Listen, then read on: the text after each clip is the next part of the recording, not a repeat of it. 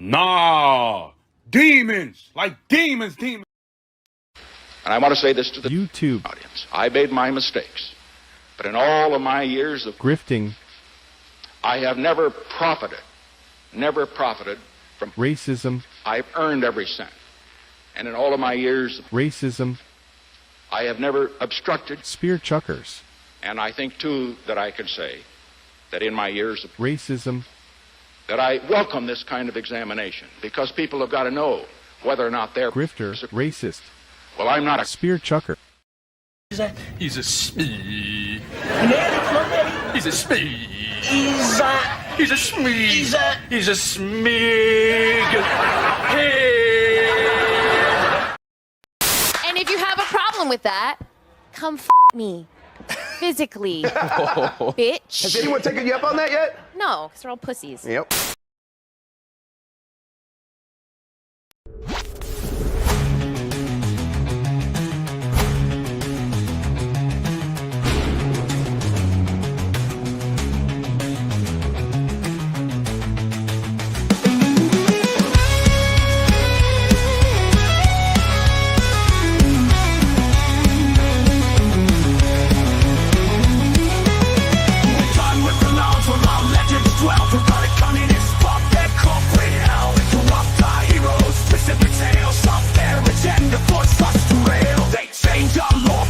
Morality, and now we're facing me as mortality.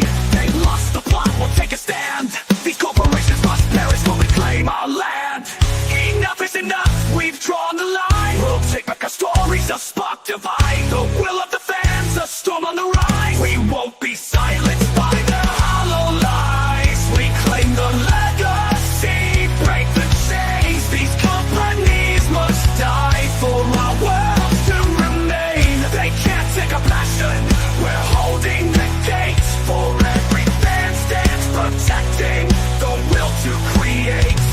We are the true keepers, the defenders of lore, and we won't stop until we settle the score.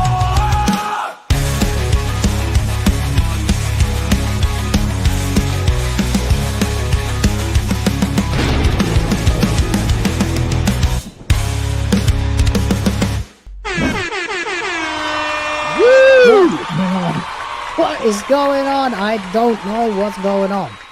You're Oh my surrounded God. by VTubers. Yeah, it's something weird is going on, but I don't know. First of all, if anyone could actually hear that air horn, because I couldn't bloody hear it. I heard it that Something is time. I did hear the definitely air going horn. wrong.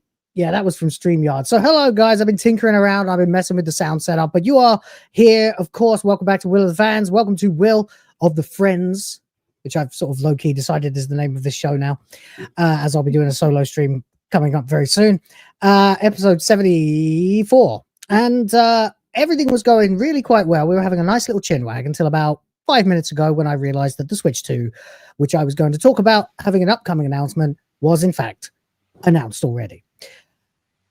So there's that. That would be the top story of the night then, I suppose. But in fact, what we're going to do is just ad hoc it. We got like 5 or 6 topics to talk about. We'll get through them as much as we possibly can. Ryan, of course, is currently dressed up as the picture of him that I drew. I'm very flattered, by the way, as everyone's using stuff that I made for them. Like Smash JT is using my version of him jumping in the pool with Killiker from FF10 getting destroyed. You know, I'm very flattered. Everyone likes to use my editing, and believe me, you'll be impressed next time I show you something I've been editing. But oh boy, it's taken a week, but it's not finished yet. In fact, I might even play it because there is room for people to send me random clips that they might want me to include in that intro, if that's the way things end up going. But of course, let's get down to business. The Switch 2 has been announced. We will be talking about that imminently. We also have other things we need to talk about, such as Rocksteady deciding that Batman actually is alive instead of being killed in such a disrespectful way. We have got Lords of the Fallen deciding that they actually do understand what genders are, and we've got the Donald ending war in the Middle East, potentially.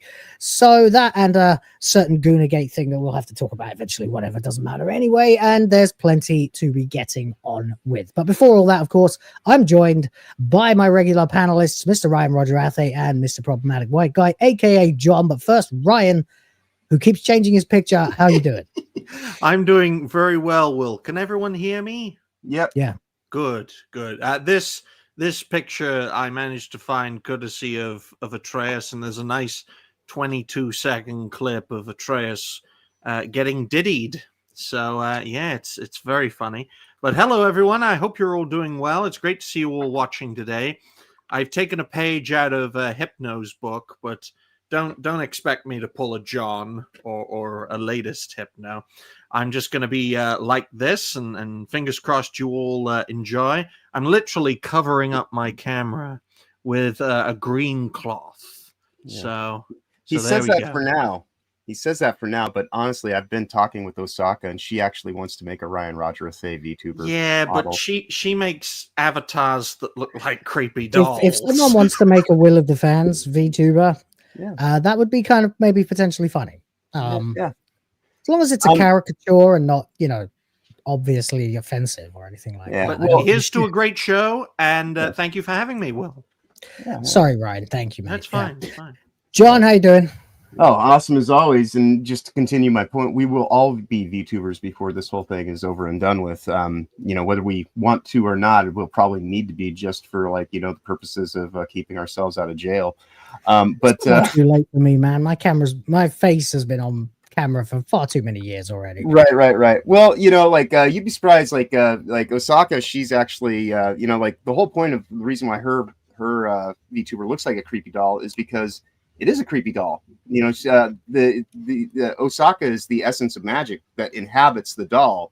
And if you ever cross path with her the wrong way, she'll put a spell on you and you'll be trapped in her dollhouse forever. It's really interesting. I didn't know the lore of her YouTube channel. Yeah. So she is That's the a thing essence of now. magic that inhabits the doll. Do you notice the interesting thing about the internet? From the moment that it started existing to the public, we started recording its lore. Things like rules of the internet, badger, mushroom, things like that. They're all remembered as eras of the internet. It's fascinating. But go on anyway. But yeah, no, she's a very very talented creator, and we were joking that for this International Insomniac show that I'm working on, that she wants to have Ryan Roger ATHAY doing traffic reports, and I said that is absolutely hilarious because the first thing he ever put on YouTube was about the bus stop thing, and so but that's something that'll be coming out in the near future. Still got to work on doing intro art and all this kind of stuff, obviously. But yeah, things are good. I just had basically a day and a half long birthday because it started in Japan when I first got a happy birthday from Osaka on Monday, and then ended up getting a cherry on the top of the sundae, so to speak. David Grohl, yes, that David Grohl from Foo Fighters actually liked two of my posts on my birthday because we're birthday twins. There you go. So yeah, it was, of course, he shit on Trump, didn't he? Maybe a little bit, probably. I don't pay attention to those things, but I mean, look, I listen to the music, not the politics. I like the music a lot, and I felt bad when Taylor Hawkins died, but fuck Dave Grohl if he's against freedom, Right. Well, like I said, I don't know. Oh no, wait, he cheated on his wife too, didn't he? Yeah. He's got a love child with some fan, but I don't know what Foo Fighters is, ladies and gentlemen. Don't look at me like that, Will. He doesn't know what look at Nirvana you is either. exactly and entirely how I wish. Right. But yeah, man, listen to Foo Fighters. Yeah, I try not to pay attention too much to the artists that I really enjoy. Trent Reznor is my favorite, composer / lyricist. All this stuff, I probably wouldn't even be on this earth if it wasn't for Nine Inch Nails. But in recent years and things like that, as he's got like 5 kids now, and he's very much entrenched in LA. And I feel that way about. But saved my life. No. Well, I mean, jazz saved my life because it's the reason I was born. Jazz is great, yes. But yeah, just one of those weird things where it's he's kind of softened on a few things and kind of I don't necessarily jive with every view that he has, but I still love the music. So, but I'm taking this on a weird tangent. So obviously, it's good morning. Let's get into all this stuff. Do I do the crackpot theory? No, because you didn't really do it. I mean, I didn't do any crackpot theories yet, but you can earn it. You can earn it later. You've got a long. we've got a lot of show ahead of us. So Yeah, there's yeah. still everything to play for and forever to play it in. So no problem whatsoever. Yes, jazz hands, TGAP Steve, not that kind of jazz, the actual good kind of jazz from like the 20s through the 50s, that kind of jazz. The style that was mostly created by actually black folks, you know. I like there you go. doom jazz by it's just like this German band specific. Now I am taking this on a tangent, but jazz is great. Love jazz. Whatever, forget jazz for now. Sorry, Dad, if you're watching. But anyway, we are having an extremely ad hoc, unrehearsed, we're doing it live kind of show, and that is absolutely fine by me because we missed Tuesday. Apologies for that. I've been working really hard on the intro sequence for the new show, which I'll probably maybe even show you a little bit later on.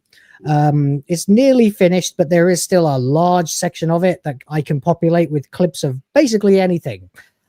So if you guys want to watch it and send me some shit to put in it, then I will definitely consider it. In the meantime, though, who's in the chat? We've got the mods, of course, are here. Lavistro's here. Wow, I haven't seen you for a while. Yrys Roda's here, of course, as well. TGAP Steve is here. We've got MagesGuild, who I'll get to in a second. And wow, so many people, but a lot of them have lost their green names. That would be my fault for not streaming enough this week. The last stream I did was actually the Zelda stream, and I couldn't believe that until I realized it earlier this afternoon.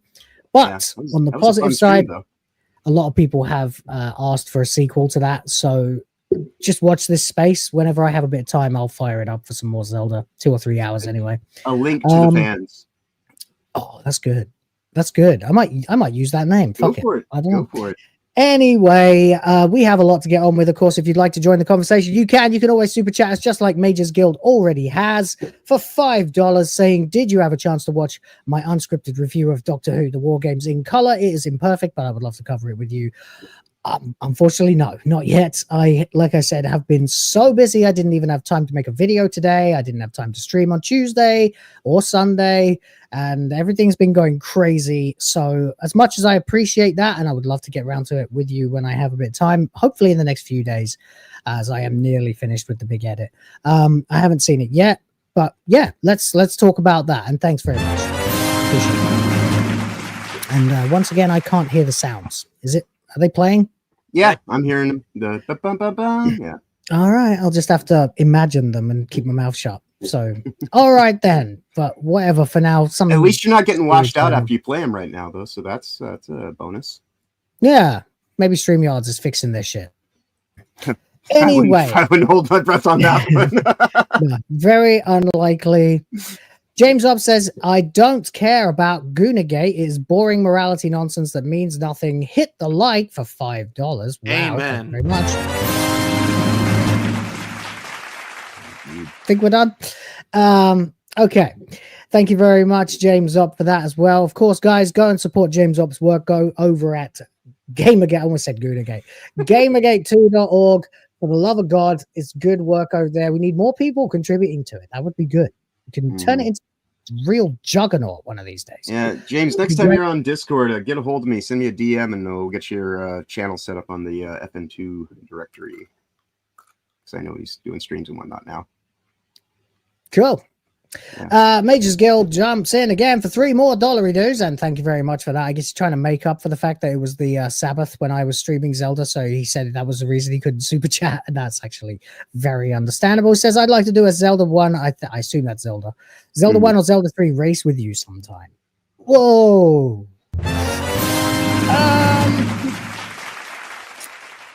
I think maybe in 18 years.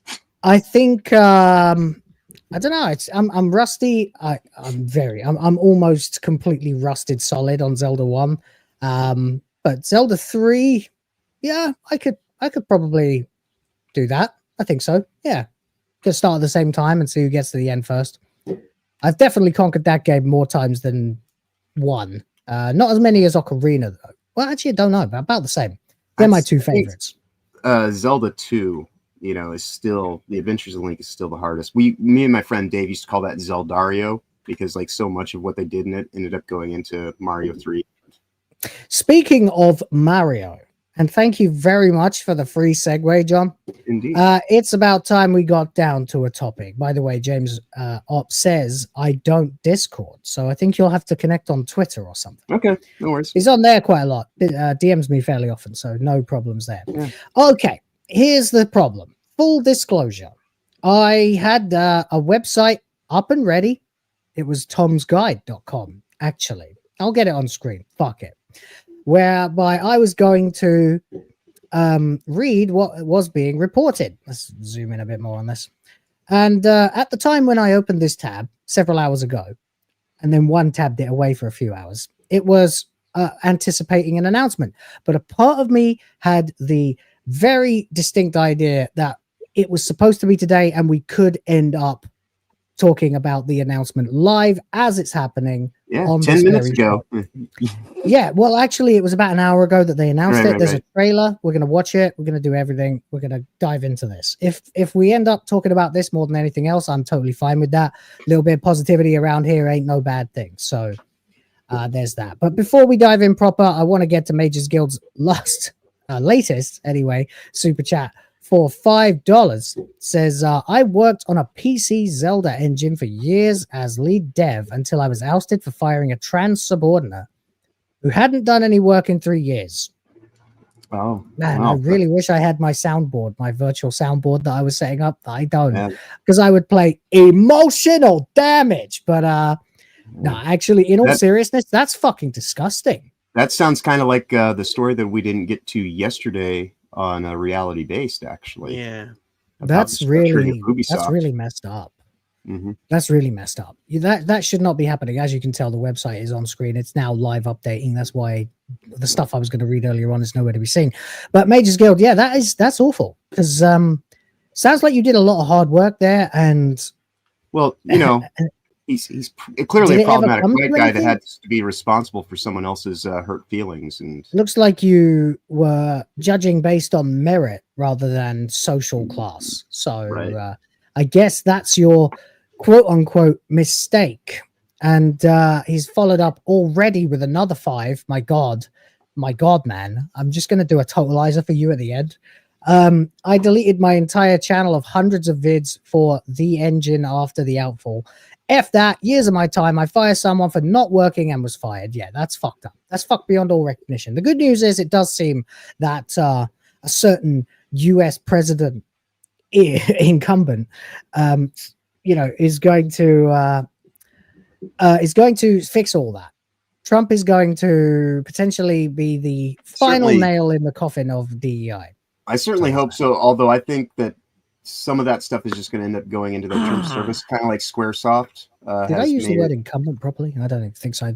Anyway, the point is, I know that DEI is being cancelled out of basically all of the major companies on the NASDAQ and various things like that, because they now realize that there's absolutely no money in it. And Right. the population do not feel the same way as that group of people on the mountain in Switzerland. And that will always be the case, which is also the same exact reason why communism never works.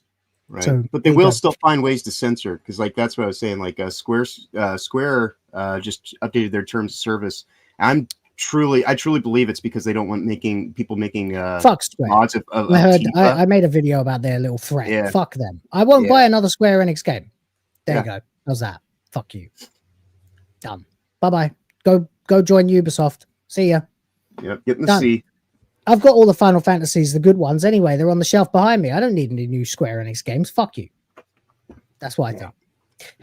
So there you go. Anyway, it sounds like MagesGuild suffered quite a lot from that, and that's not very fair. It's just like when I was listening to Pete Hegseth getting fucking confirmed in his hearings, and he was talking about soldiers who got kicked out because they didn't adhere to DEI crap, or they had the wrong, political opinions and stuff like that. They're going to get welcomed back and paid. So I'm looking forward to just how far a fully powered Trump this time, not what, okay, fuck it, it's a tangent, but we're going to go down it. I'm looking forward to what a Trump who is no longer the fluke winner with no friends in Washington He is now the God Emperor with the mandate of mankind. Yeah, not that I'm looking to go back to the work that I did there, but one could argue that the email I received that kind of gave me the Spanish archer, or out of this doctor's office, I could probably, if I were so inclined and litigious, probably make a case for myself, but I'm not that guy. So. That's fine. Since we're doing a mad super chat tangent at the moment, I might as well just get on with the remainder before we get into this. But we will get to Nintendo in just a few seconds. Don't anybody go anywhere, okay? That's right. Mephisto has jumped in for $5 and says sour milk and stale cake has no valuable contribution to games morality. Goonergate explained. Basically, yeah. Makes sense. Yeah. Mm-hmm. Thank you very much. Appreciate it. Okay. And then MagesGuild for 5 more says, I offer to help that person with costs of HRT, so that makes me transphobic. Right. I also paid for all their HW and SW. Guys? HW and SW? I guess. No idea what that means, Will. Ryan's not even at the computer right now, so there you go. Right. Bastard. That's fine. Not hardware you, Ryan. and software, maybe? I don't know. Of course it's hardware and software. I had a fucking brain fart. Yeah, no, I was sitting here trying to think of like trans stuff, and I'm like, that doesn't even make any sense. That's what I was like. I was thinking, what does that mean in the trans universe? I know, and then I was like, maybe means hardware, software. Like, does that have anything to do? I was like, you know what? It's got to be actual hardware and software. I was thinking anything trans, folks, just confuses normal everyday people, which is why we were confused. Indeed. Well, they're confused, obviously, as well. Otherwise, it wouldn't be trans. There you go. And last but not least, Yrys Roda has gifted 5 Will of the Fans memberships already. My God, what a start. Incredible. Anyway, okay. We're going to go ahead and talk about Nintendo now for a little bit, but you guys carry on if you want to keep giving me super chats. I'm not going to tell you not to. The fan-funded Flame War extends to Will of the Fans as well. Absolutely, it does. Yeah, you bring that. You bring the thunder. I'll be very happy to use it to buy diapers, nappies, and formula for my daughter. That's right. If you want to throw money at Will just so that you can call me gay in the chat and have it read out. Yeah, there you go. Yeah, you can even request impressions. John does a decent Beavis. I can do Cartman. Decent. I need to get it much better. I need to practice though. But yeah, it's serviceable. There you go. Now to the matter at hand. Breaking news. Although it broke an hour and 20 minutes ago. Nintendo has finally announced. By the way, John, you are gay. There we go. Enjoy the $2. Who's Jan? That's Jan. Whoever Jan is. That's you, bitch. My name right. Trans, John. That's you in an American accent. That's what that is. Oh, gotcha. Oh, for fuck's sake. Mephisto for the diaper, nappy, and formula fund. Thank you. God. My God, you people are making me very, very happy, but I do have to get on. You carry on if you like, and I'll get to them when we're done. Okay. So it has happened, but I've drawn the line. We're moving on. So this website has been updating all day. And so whatever I was going to read to you is now way down here somewhere. That's where we were at. There. Nope. That's somewhere around here. Doesn't matter anyway. It was all about the leaks. This has been updating for a while now, and it was last updated 17 minutes ago, although it does keep refreshing. So we'll try to... There you go. See, it just did it. We'll try to get abreast of it. It says, after literally years of speculations, rumors, and often dubious leaks, Nintendo Switch 2 has been officially announced. It's no longer the stuff of mere fantasy. Nintendo's next console is indeed a numbered sequel to the best-selling Switch. The Nintendo Switch 2, sorry, Ryan, I don't know if you had any money on that, but you lost, pal. Happens to the best of us. Has been unveiled. To be fair, I think, and I know Epic Mike from Geeks and Gamers thinks that Super Nintendo Switch would have been a better name. I think it would have been a better name too, except, and I'm just going to say this as an aside, if you call it the Switch 2, that is a statement of intent. Right. Okay. Nintendo had clearly believed that they have found the definitive, ultimate, boiled down, most pure formula for game console that can possibly exist. Right. And Which quite is what honestly, it's- I'm inclined to true. agree with them. Yeah. There's obviously there'll still be improvements to be made, but the formula of a plug in, plug out, handheld console. Dockable systems are the future, clearly. In 2017, I said this will be the end or the beginning of a new era of consoles. Yeah. And Nintendo intends to make that era their own. So Yeah, that's why they've called it Switch 2. Yeah. I was talking about dockable systems, back when I was in art school, saying that this was going to be where the market would ultimately go to. And hey, what do you know? I was right. Yay. Yeah, exactly. So there you go. So it's finally been announced. I've been covering this as much as I could over the last week or week and a half or so. The leaks coming out, they were pretty much undeniable. And now we're going to look for ourselves and see just exactly how accurate they were. Now just give me a second so I can get this on screen properly, and we'll have a look at the Nintendo Switch 2 first look trailer from Nintendo of America's YouTube channel. All right, hopefully it loads. It looks like it's buffering a bit, but okay. Hopefully you don't get struck. Fuck them. Yeah, that's what the fan-funded flame war's for. Into this shit, I can just. Ooh. So they're going to show how they're going to shave off the things and like the changes they made. I'll take that. That's a good idea. All right. So far, I'm not seeing anything that's not what I've been. Oh, top USB. We knew about that. Yeah, Where's your that kickstand? means they'll fit in dock stations. Proper kickstand. Oh, and it does in fact extend to different directions. Nice.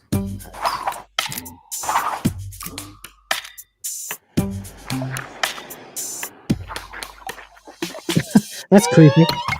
Yeah, that is the. But it looks, it's yeah, very nice. you are right. That's totally orange. That is not Mario. Red.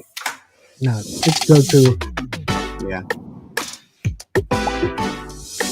that was Mario Red right there in the background. The sound effect. This is a very nicely put together video. There you go. There's confirmation mouse of the racers. mouse. The mouse, yeah.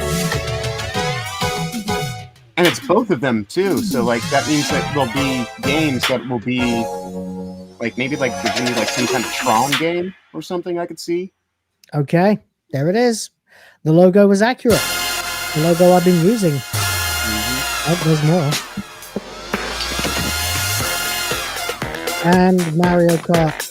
So Mario Kart 9. Are we getting Mario Kart 9? Most On definitely. the curved dot, that's accurate too. Nice. You got a little bit With bigger actual handles on that. handholds on it. Nice. Allegedly, it's coming out in April. Okay, they haven't announced a new Mario Kart. Yep. Please.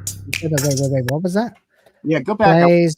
up if the Okay, it plays Shape. Nintendo Switch 2 games as well as Nintendo Switch games. Okay. Both physical and digital Switch games. Yeah, so certain Nintendo Switch games may mostly not be backwards supported compatible. awfully. Yeah, for the most part, unless there's like a software issue or something. Right. And you've got a nice size comparison there too. I wonder if Are it's those gonna have the the same gyroscopic hands? still. Maybe that's what they mean by Same hands, right? I don't think anybody's going to be complaining about a bigger Switch. No. Yeah.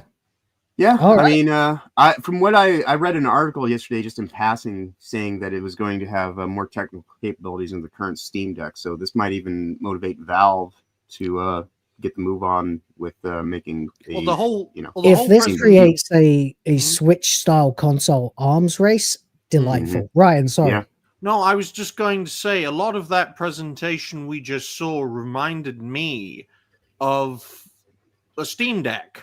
In all seriousness, how it was presented, how it was the comparison between the original system on the left and the new system on the right, you can see that the colors, the overt colors, as it were, have gone. Maybe they'll put them into new variants of the Switch 2, but how it's being presented in this trailer, it's very direct, very clean.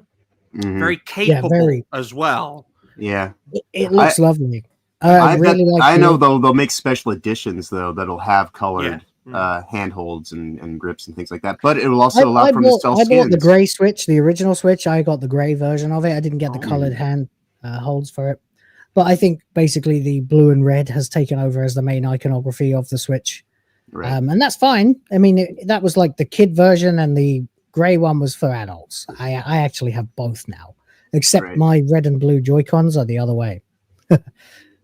Oh, they're reversed. I bought them years later. Yeah, exactly. Left is red, right is blue.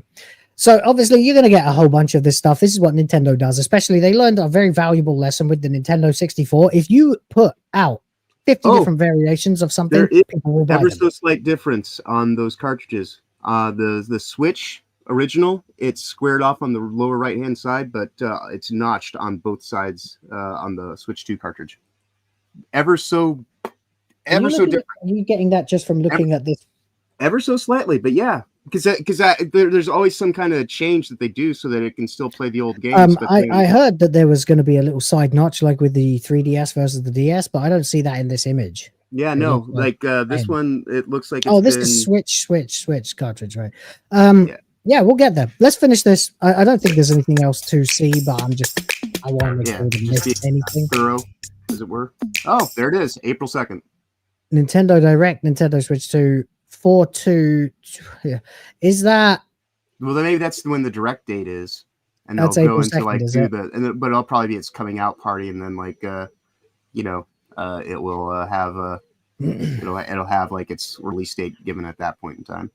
Yeah, they'll probably announce that it's coming out like immediately afterwards, or like the next day or something. Right. It'll be like, and it's already in stores, just waiting. That would break the internet. That would break reality. Right. Well, right. Remember when was it? I think it was a Saturn released just like on an idle Tuesday or some kind of shit like that, and nobody was expecting it. It just kind of happened. So that was a very different time. What's your opinion at the moment, guys, in terms of like what am I trying to say? What's your opinion of how this is going to go for Nintendo over the next generation? I think that they've definitely got. I think Nintendo's definitely got a much better, stance with their audience at this point in time than Sony certainly does, and they've Microsoft done a lot to repair their reputation after the Wii U. Yeah. Absolutely, the Switch 2 was what the Wii U was trying to be, right?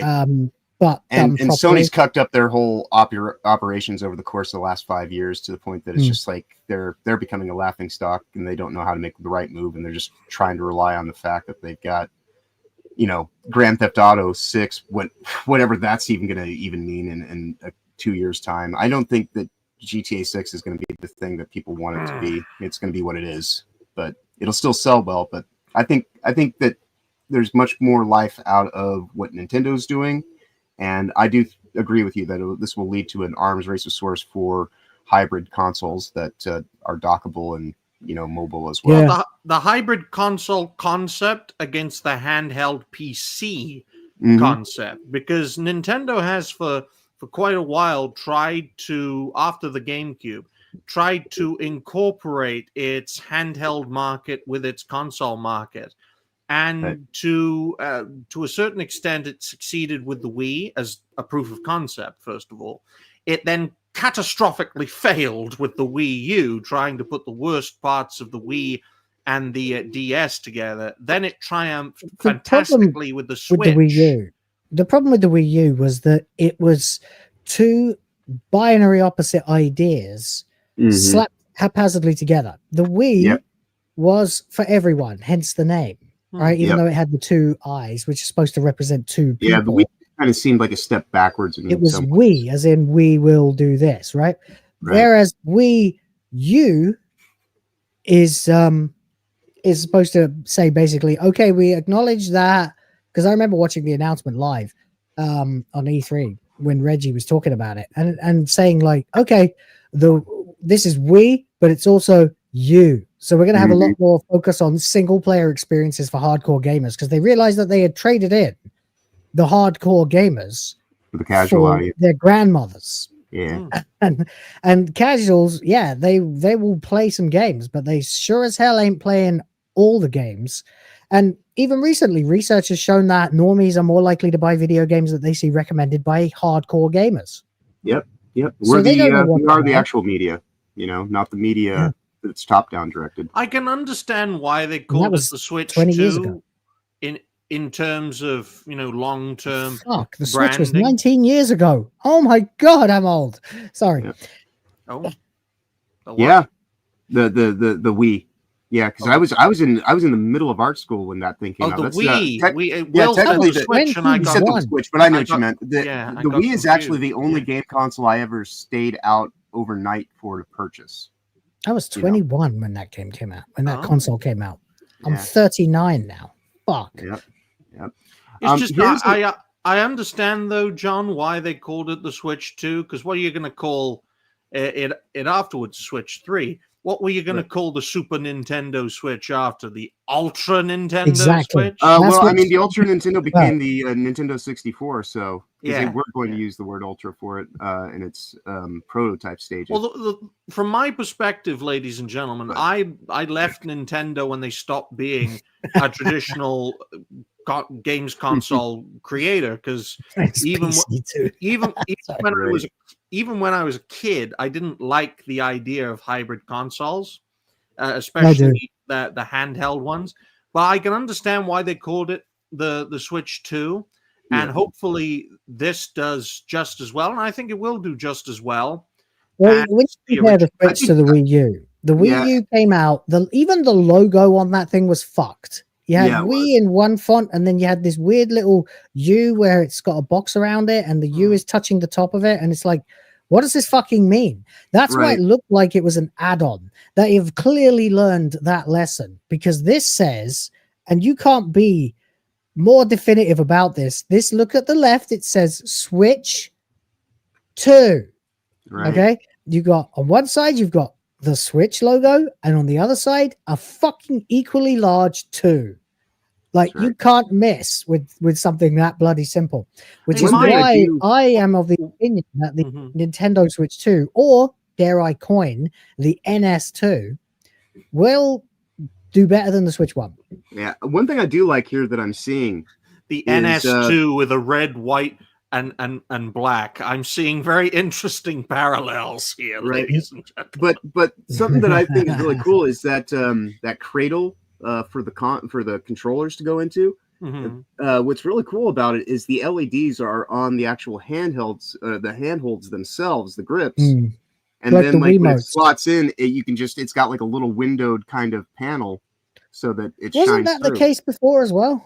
No. They No, were no, on- because They then it were was on on the the track. interior. They were on Right. when you had the Switch that way, so it still shined out, but not as brightly.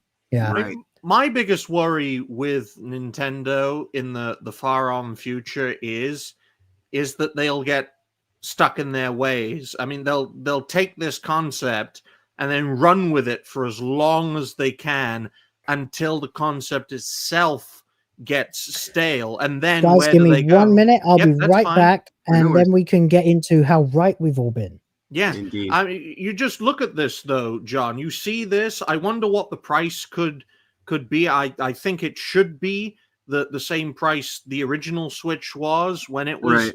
first One released. hopes, But 'cause- my issue with Nintendo is, though, ever since they left console gaming with the GameCube, which was a fantastic system, is that they've been trying for years to bring two things together. They succeeded with the Switch. I think they're going to succeed with the Switch too. But likewise with PlayStation, and the PS1, PS2 was a seismic shift. You look at the PS5 now; it's not worth buying. No. Who knows in a few decades' time? And we're talking really long term here, folks. Right. What's the Switch 5 going to look like? Is it going to be bigger and better? I think the great strength with the Switch is also its great weakness in that it's a great concept, but how long before it gets stale? Even if it's a few decades, to a company, a few decades isn't very long. Go ahead. Yeah, well, that's the thing that you're saying though, Ryan. Like, even right now, because the whole thing that I've been trying to talk about is like, these portable PCs. that are also dockable. One of them is I can't remember which company put it out, but it's an 11-inch screen model, right? And it's basically like carrying around a fucking keyboard in your hands. And so like there's only a certain amount of size with like it's good to have it dockable and be able to attach to whatever size screen that you want when you want to play large. But honestly speaking, like you don't it's better to have your field of vision kind of like on a screen that has the same width as the human head, you know, in terms of the dot pitch, so that you can actually see the full viewing of the screen. You don't have width to like turn as the human head. You mean literally the width of a head? Yeah. Like in terms, and so right. And so what I'm saying is like they're pretty much kind of getting to this. Looks like it's appropriately sized, where it's just big enough for the diagonal distance from end to end on the screen, but it's not so much bigger that you actually have to like hold it out like further distance or anything like that. Like the comparison, though, John, I think in my head. For a precedent for this for Nintendo would be comparing the NES to the SNES as a concept. Those two consoles were both fantastic consoles for their eras, catapulted Nintendo into the #1 bracket, but as a result, it caused Nintendo to be stuck in their ways, which led to them creating the N64, clinging on to the cartridge-based model for dear life, because Nintendo's great strength is their great weakness. When they find something that does very well, they hold on to it for all that it's worth, and then by the time something new, fresh, vibrant, and exciting comes along, they struggle to catch up. They tried it with the GameCube, that fell flat, so they had to pivot to their handheld market and then smash two concepts together, which thankfully has brought us to this fantastic console you're seeing right here. To work at it. I mean, so you sound, and don't get me wrong, that's fine. You may just be building to something and I've interrupted, but you sound quite pessimistic about Nintendo, generally speaking. Is that true? I'm pessimistic about console gaming as a whole. I just like to. Switch doesn't really count, though. I would argue that because it's a handheld too, it has a clear function. Like, for example, when I play on PC now, right? As a console kid who was PlayStation loyal and Nintendo loyal pretty much the entire way, except for the Wii U and the PS5. Fuck that shit. I play on PC now. I have no intention of buying a PlayStation or an Xbox, and I just don't care enough.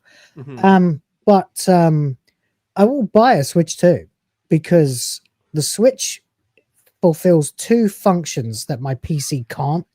One is ease of use for anyone else who might play it as well as me. So great for Mario Kart, Smash, things like that, which I do at Christmas, and portability. Yeah. Now, and the PC and just can't do that. Maybe the Switch deck can, but the PC Steam Deck, can do that. But for me, the Switch represents something else, which Nintendo has cornered the market on, and I don't feel like this is the same as doubling down on half-baked concepts. This is doubling down on a fully baked concept. Right. Now, here's something interesting. Like those buttons right underneath, on the right-hand side, it's right underneath the home screen button. And then on the left side, it's underneath the digital pads. I'm wondering if that's like actually a button or some kind of weird kind of like touch sensor or something.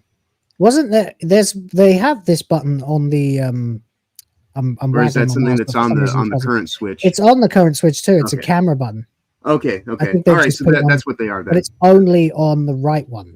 Whereas, whereas on this one, you know what they are then? It's probably the mouse button when it's in mouse mode. Could be. Because it says they've got it on both sides, those infrared. But you've also got triggers, right? You've got R1 and L1. Right. I mean, who knows? It'll probably have like a whole bunch of button functionality, because like you've seen mice that have like a whole bunch of buttons, so you can do like crazy ass shit with them. So like the idea of what kind of games you'll be able to play with this in the mouse mode, that's kind of intriguing, because like you just think like there's a new Tron movie coming out in the next year or two, whenever it comes out. there could be something that you could almost do like the light cycle kind of thing, like just based off of just doing like, stuff with your controller and mouse mode. So I personally think, John, that Nintendo will outlast Xbox and most definitely. PlayStation. Yes. Microsoft's already out of the gaming industry. They're a service. They're not out of the gaming industry. They still make games. Right. But I mean, they're more of a live service kind of thing now. There is a precedent. They're going to take what Google wanted to do with Stadia before long. Yeah. Oh yeah, because Microsoft saw how dangerous the concept of Stadia was for their. If Google hadn't completely fucked it up, which they did. If they hadn't, they'd probably be winning right now. Yeah, and quite honestly, Microsoft recently put their Microsoft Store and the Xbox Store are now just one store. Well, that's Nintendo's Achilles heel right there, the online aspect. It's something that they really haven't touched on nearly as much as other companies. But as I was going to say, there is a precedent for this in the 90s with gaming. It was Nintendo versus Sega. Then Sony came along and dethroned them both. One left the console industry. You're absolutely right. But look at this. Look, my phone activated in my pocket because I said, I don't know what I said, but somehow I activated Google. Right. Because I said if Google hadn't completely fucked it up, they said Google grammatically incorrect uses. That's great. Hey, Gemini, how's your sister Stadia? Oh, no, I completely ballsed up my camera now. But to what we were saying though, too. Yeah, Nintendo and Sega were trounced by Sony. Yeah, utterly trounced. Because Sony had studied them both and kicked Sega's ass at being the edgy game company, and they kicked Nintendo's ass at being bigger, faster, able to pay for every third-party studio. They just beat Nintendo in a war of attrition, really. And it was through an innovative action from cartridge to disc, because other companies tried. Nintendo actually tried through Sony, and they failed. And Sony, through the PlayStation, succeeded. And to me, that's where I see Valve at this point in time with the concept of the Steam Deck, a PC, a handheld PC. And if Valve can study from afar, it's kind of shocking that a handheld PC doesn't already exist. Like a laptop, sure, but a handheld. That's what I call these things, though. Is I call them 21st century laptops. You know, because they make more sense than even the like point I was going to make is, in regards to Valve, is that from afar they could study the Switch 2, and incorporate aspects of it in their future Steam Decks, and Nintendo wouldn't be able to completely corner that particular market. And that's the great advantage of PC gaming, is that they can see the innovations of, say, console gaming, especially Nintendo, and then try to do it themselves. Right. And that's one of the reasons why the PC market in terms of gaming is expanding tremendously, while console gaming is contracting because console gaming lacks the exclusivity and the entertainment factor, apart from Nintendo.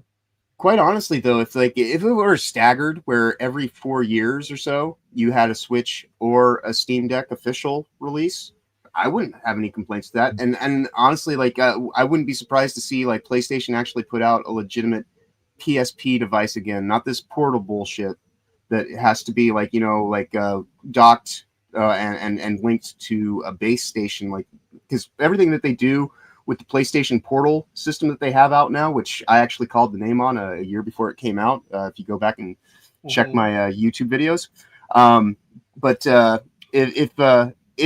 because the way that works is it works off the same technology that is used for Video.Ninja for doing video conferencing over the internet. It just authenticates a broadcast URL to a authenticated device, but you can't actually save anything to the native handheld itself. So everything has to play off your PS5 and then go through the network.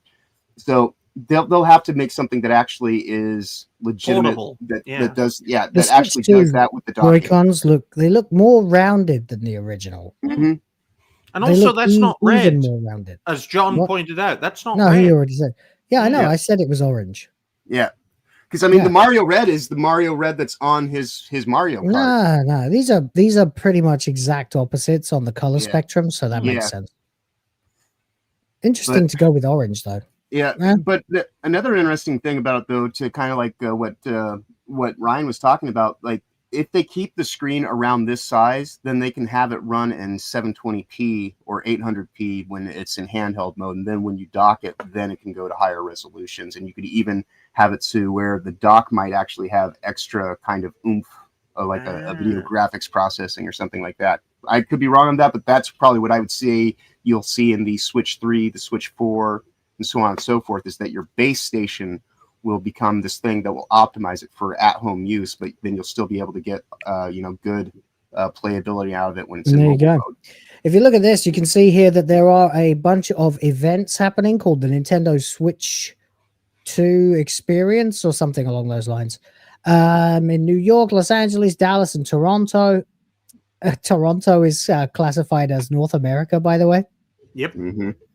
Well, they're just planning for the future, I guess. They wouldn't go to Mexico because of how dangerous it is. But then again, London is also listed as Europe. So Paris, London, Milan, Berlin, Madrid, and Amsterdam, Melbourne, and in Asia, Tokyo, Seoul, Hong Kong, and Taipei. No Manila? Fucking racist. No New Zealand. I'm assuming New Zealand's part of Oceania. I'm not flying to fucking Korea to go. Well, actually, Hong Kong, that's only like 3 hours away. I could get there. Well, it just goes to show, unfortunately, the Philippines just isn't of course at not. that level, joke, unfortunately. No, it's fine. The Philippines will get there. A lot of people are coming here now. It's getting crazy. Yeah. Especially in January. I mean, it's certainly on my radar. Season, especially in Cebu, you have Sinulog, and then that's why you end up with like 700% more fucking white people walking around. It's very annoying. I mean, I'll be honest, Will, like my last ditch effort kind of thing, if I can't get the channel monetized well enough here soon, is I'm just going to sell my record collection. I'll have, why don't you sell your record collection, come to the Philippines, then start a YouTube channel. Right. And that's, and that's what I'm saying. It's like, maybe I'll just keep planting the seeds, and then I'll because my record collection is I've got like my Nine Inch Nails records. Some of them are probably worth some very high dollars because I got like a few misprints and things like that. Records are in my house, but there are a lot. Yeah. And they're very valuable. Put this side to side with a Steam Deck. I'm not saying they look exactly the same. Maybe it's just the color, the black color. They're targeting the hardcore gamer. They're realizing that the average age of a Nintendo gamer is now probably about 30. Wow. Yeah. I mean, I know that 10 years ago, the each. average age, when I was 30, the average age of an industry-wide gamer was 30. Mm-hmm. Now, Nintendo has always been a few years below that because the kid-friendly thing. Yeah. But at this point, you're going to have people playing Nintendo who are 20 years older than I am, so 60, basically. And all the way down to 5 years old. Yeah, my brothers are in their my brothers are close to their 50s. They play, and they're not even like the oldest gamers that I know. So I mean, it wasn't even a novel concept when I was a kid. When I was a teenager, one of my best friend's grandmother had a PlayStation. Mm-hmm. She was and an N64. She had an N64 before any of us. The fucking. And one of my other friends' uncle, that was the first time I ever actually got an extended playtime on an N64, was playing Mario 64. It was Dire Docs. It was how I learned to use an analog stick. Yeah, and when the Wii came out, as we were saying earlier, and like all the grandmas started picking up those consoles, that jacked up that average age of play as well too. So I mean, and gamers are gamers for life. That much is clear. I mean, gamers are a different breed. That's why Gamergate is different from Comicsgate. Not so different from Comicsgate. Comics fans are very similar to gamers, actually, but those are such niche things. Even as widespread as gaming is, gamers, you don't fuck with gamers about games. You can fuck with moviegoers about movies because they'll just watch TV instead or whatever, or get something off their DVD shelves to watch. But gamers, fuck you. We want more games and we want them to be good. But we're fully prepared to say no more fucking games if you keep ruining them. This is why I'm optimistic about Nintendo, even though I know they have a DEI department or whatever now. But it won't take long for that to go the way of the dinosaur as well. And the NS2 looks solid to me. Yeah, and this kicks off the 10th generation of gaming in 2025. And who knows if we're going to get another PlayStation or another Xbox, folks. I think the decision to have 2 consoles for the Xbox was a good financial decision, but not a good decision in terms of games, because a lot of sales are being made for the Series S, but it's nowhere near as powerful as the Series X in terms of in terms of the latest and greatest in air Xbox quotes. is irrelevant though. The Xbox it's totally irrelevant. Is pointless. Xbox has been irrelevant since the Xbox One. service. They took themselves out of the gaming market basically. It took It's them just 10 Game years to Pass. wither and die. Xbox is Game Pass. That's all it is. Yeah. It's only a matter of time until they turn into Stadia, properly done, and that's fine. At that point, I have no issue. I mean, I was a Sony loyalist, so I hated Xbox, and that's why I've never owned one. But it was such a simpler time, wasn't it? But now we're looking at a situation where one company has basically said, yeah, we're going to put this box out, but we know no one's going to buy it because we lost so decisively in the last gen. Whereas Sony is like, we're going to keep pushing this envelope until it bankrupts us, apparently. And Nintendo Nintendo doesn't even necessarily qualify fully as the gaming market because it has its own market. There's still a exclusively Nintendo market, and it still includes a lot of normies. And the first nail in the coffin, John, I think, of console gaming was the transition from the GameCube to the Wii. Because if you can't win the game, you change the rules. Nintendo did that with the Wii, and then Xbox did it from the Xbox One to Game Pass because they couldn't win the game. Cynical descriptor, but you're right. Yeah, I don't know that it's you can't win the game, change the rules. I think it's just like, okay, well, I'm going to invent a new game. Right. Well, and that's why Sony is number one in terms of console gaming. But what is console gaming now? Exactly, console gaming is on its way out, and Sony is even already taking the same road as Microsoft. Because it's interesting that the Switch has been out since 2017, and we still don't have a term for it. All right, the PlayStation is it a console? Is it a handheld? Yeah, that's why we call it hybrid. Yeah, best part of a decade, and we still can't fucking define it. Yeah, hybrid. Yeah, but then that makes it so that you have to then tell people what the hybrid is. It's a console, I guess. You know, it's a trans console. It's a console. You know, console. Transitioned. It merged the. It's a Switch. The game's console, which is the name for a trans. With a handheld.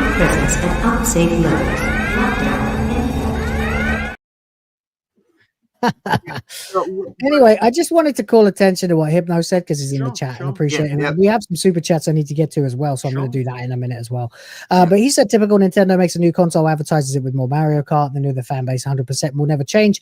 Well, yeah, and of course the leaks that so far, let's be honest, were 100% accurate. Yeah, that Reddit broke, don't fix it kind of approach through a week or 2 weeks ago. Yep. Absolutely 100% accurate. Magnetic this, optic that, blah, blah, blah. Absolutely accurate. The leaks were real. They were always real, and that's why we believed them. Yep. And one of the leaks said that there is an undisclosed game with the number 9 in the title that will be a launch game for the console, but even more than that, will have its own dedicated variant Switch model. Right. And there's nothing wrong. What has 9 in the title? What's got up to 8? Mario Kart. Right. So and that is synonymous with the Switch as well. 9 with Switch 2, that is a license to print money. Yep. And that's the thing, is like there's no problem with using success to build on top of success. You know, and so like even if it seems like they're never changing, it's because they have a winning formula. Well, you can only do that for so long though, John.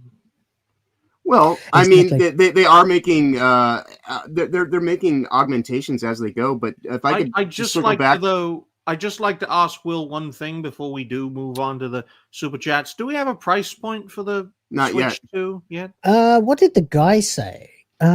Shit. It'll probably be How much? around 500, I would 'Cause- imagine, just due to inflation. Like they'll Well, try to keep it as low as they can, but it's going to be higher than last time. Because I suggested earlier on while you were doing something that it would be best to release this at the same price they released the Unfortunately, Switch back in inflation's 2017. not going to allow for that. Like 400 to 500 seems about appropriate.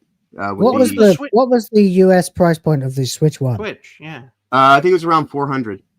Okay. I think it was about £300, something like that. When it, Okay. that, Yeah, that was I think depending on whether you got like just a base model by itself or if you got like a bundle or some stuff. I couldn't say specifically, but to the point that you made earlier, with an MSRP of 29,980 yen, $299 in the US, and Right. £279 in the UK. yeah, and so like inflation, this is probably the lowest price that they can get it to be quite honest. But to what you were saying earlier about like the difference between passive media like television and movies and active media, which is gaming, we understand pattern recognition more than anyone, which is why they can't pull those kind of tricks on gamers. To what you were saying when you're talking about that, like we have more of a impact on the way that the market moves than passive medias where you just kind of have to like take whatever they're giving you. So that I think is going to be something that will dictate the future of all this stuff, is we are a part of it, and that's part of like the whole move towards making these console hybrids that are just kind of like it's one thing here, but it's also you can do something else with it because we just Trans consoles. Sure it is a Switch. I mean, like that was that's what they used to call it back in the day, like when we had homecoming, Switch Day was the day that you went dressed in drag. So Gay. Anyway, is there anything else that anybody wants to say about this? I mean, first, personally, I'm now thinking Mario Kart 9 is coming. Oh, most definitely. Obviously. Especially because a lot of the tracks that were released in the expansion of Mario Kart were just fob-off versions of previous games, as as they just didn't quite... They're a lot of very good tracks, but they didn't have the same oomph as the core games tracks. So they clearly were holding back something. I don't know what else that they would want to lead with, quite honestly. Well, if like, 8 could sell like hotcakes when it was Right. released on the Wii U, I think 9 on the Switch Right. 2 And then- is going to be a license to print money. That's why I think they should release the Switch 2 as cheaply as possible and then link it to Mario Kart 9 because it will be infinite sales. Yes, the NS2, Mario I like it. We should start calling Kart it that. 9. Yeah. Well, and to what Ryan's talking about, like, yes, it did sell well enough on the Wii U for as limited as that console reached. But that's why when the Switch came out, they did definitely make a Mario Kart edition specifically. So and that was even far more successful than what they did with the Wii U. So them actually saying that we're going to attach our killer title, as it's kind of like been referred to in years past, decades ago, that killer app that just like you have to get. I mean, that's why Xbox wanted to launch the Series X with Halo, but I don't Halo Infinite, but I don't think that. Well, Halo was already, the damage out. had already been done by that point in time for them, unfortunately. You know what? The dates that I'm looking at here, the Switch 2 experience, Yep. happening in major cities, blah blah blah. The dates range from April 4th to June 1st. Which means that's going to be their media tour before it actually launches. Christmas, So, Christmas 2025. Yep. I don't know. I reckon maybe July. Oh, yeah, late June, early July. Right. Get people out moving, Summer and then you holidays. can advertise as kind of like it's a summer console, so you In the can West. take it wherever you want. Yeah, exactly. In the West, people have time off school from July to September, right? Right. So, right. So there you go. It's a bit different in Asia. Depends on various factors. But yeah, so there you go. It doesn't look like it will be coming out in April then. No. If they're still doing a press tour. Well, I mean, honestly, that They makes more do. sense than anything, because like when they said that, that was the one thing about the leak that I thought was a little bit sus, is like if it were already going to be on its way out in April, there would already be people doing stuff in printing press world that would, Yeah, be I able wouldn't be in the to, least bit surprised to find out that they were planning an April release, and then they decided either probably not because of the leaks, but just due to logistics. they would Yeah. probably be better off. I mean, they releasing it may either have summer considered that or towards earlier winter. in the fall season or something like that. But like that's the thing, is like, because I used to work at a printing press, and even though it's been 20 years, it's still the exact same thing. Like if you print a whole bunch of information on anything, you need 6 to 8 weeks lead time, and that's why news works better now on the internet, because by the time that you used to get publications, they were just kind of like, like you couldn't do topics of the day unless you were like getting it directly from the newspaper, which is on pulp material and runs faster, and it's in local proximity to where it's received. But if you're doing like a mass publication, you have to do that shit like weeks in advance, just to even get it logistically around the world. So I would say we're looking at the earliest this summer. At the latest, it will be right around October, November for Christmas. So what do you think? Buying one? I guess it would really depend on my financials at the point in time, but from what I read about it, it's supposed to actually have better tech capabilities in some ways. Yeah, I hate than Steam Nintendo's Deck, second-hand market, Will, because the prices never come down. So I'm not buying anything Nintendo. Yeah. I'm still probably good with doing emulations and whatnot with my Steam Deck, and then we'll see what happens in a couple of years' time. Yeah, I don't know that I'll rush out and buy one immediately. But like I did when Breath of the Wild was a launch game, that obviously I have my biases, look at my hat, but that on my shelf.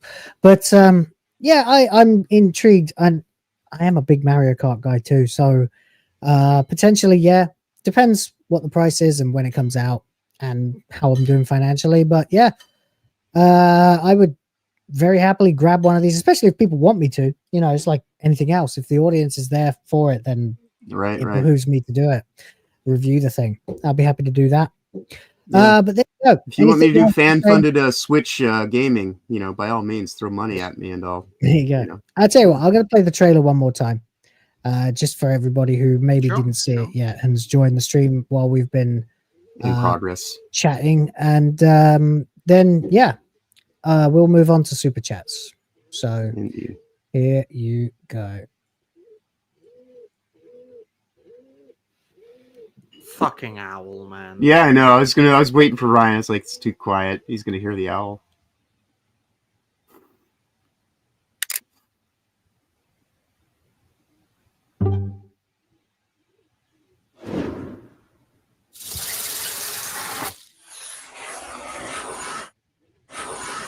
Now this part is definitely going to get struck because no one's saying anything. Right. Well, what's interesting about this though, so we can actually have a little bit of noise in here. The USB-C being moved to the top, I imagine that is going to be much like my docking station, where it'll have a cord that leads off to it. And no, wait, hang on. Riser. I'll go back a second because I wanted to earlier on. Those Joy-Cons, they are, I know it's a very pedantic thing, but they are more rounded. Yeah. And larger, in much size, larger, like, yeah. 20% larger, maybe 15%. Yeah. The buttons are bigger too. Yeah. LSR. Yeah. Nobody uses those attachment things. Yeah, and they're going to have those grips on the back. Then you've got the optical, and so mouse mode is confirmed. The leaks were absolutely right on the mark. Not sure how the left one is.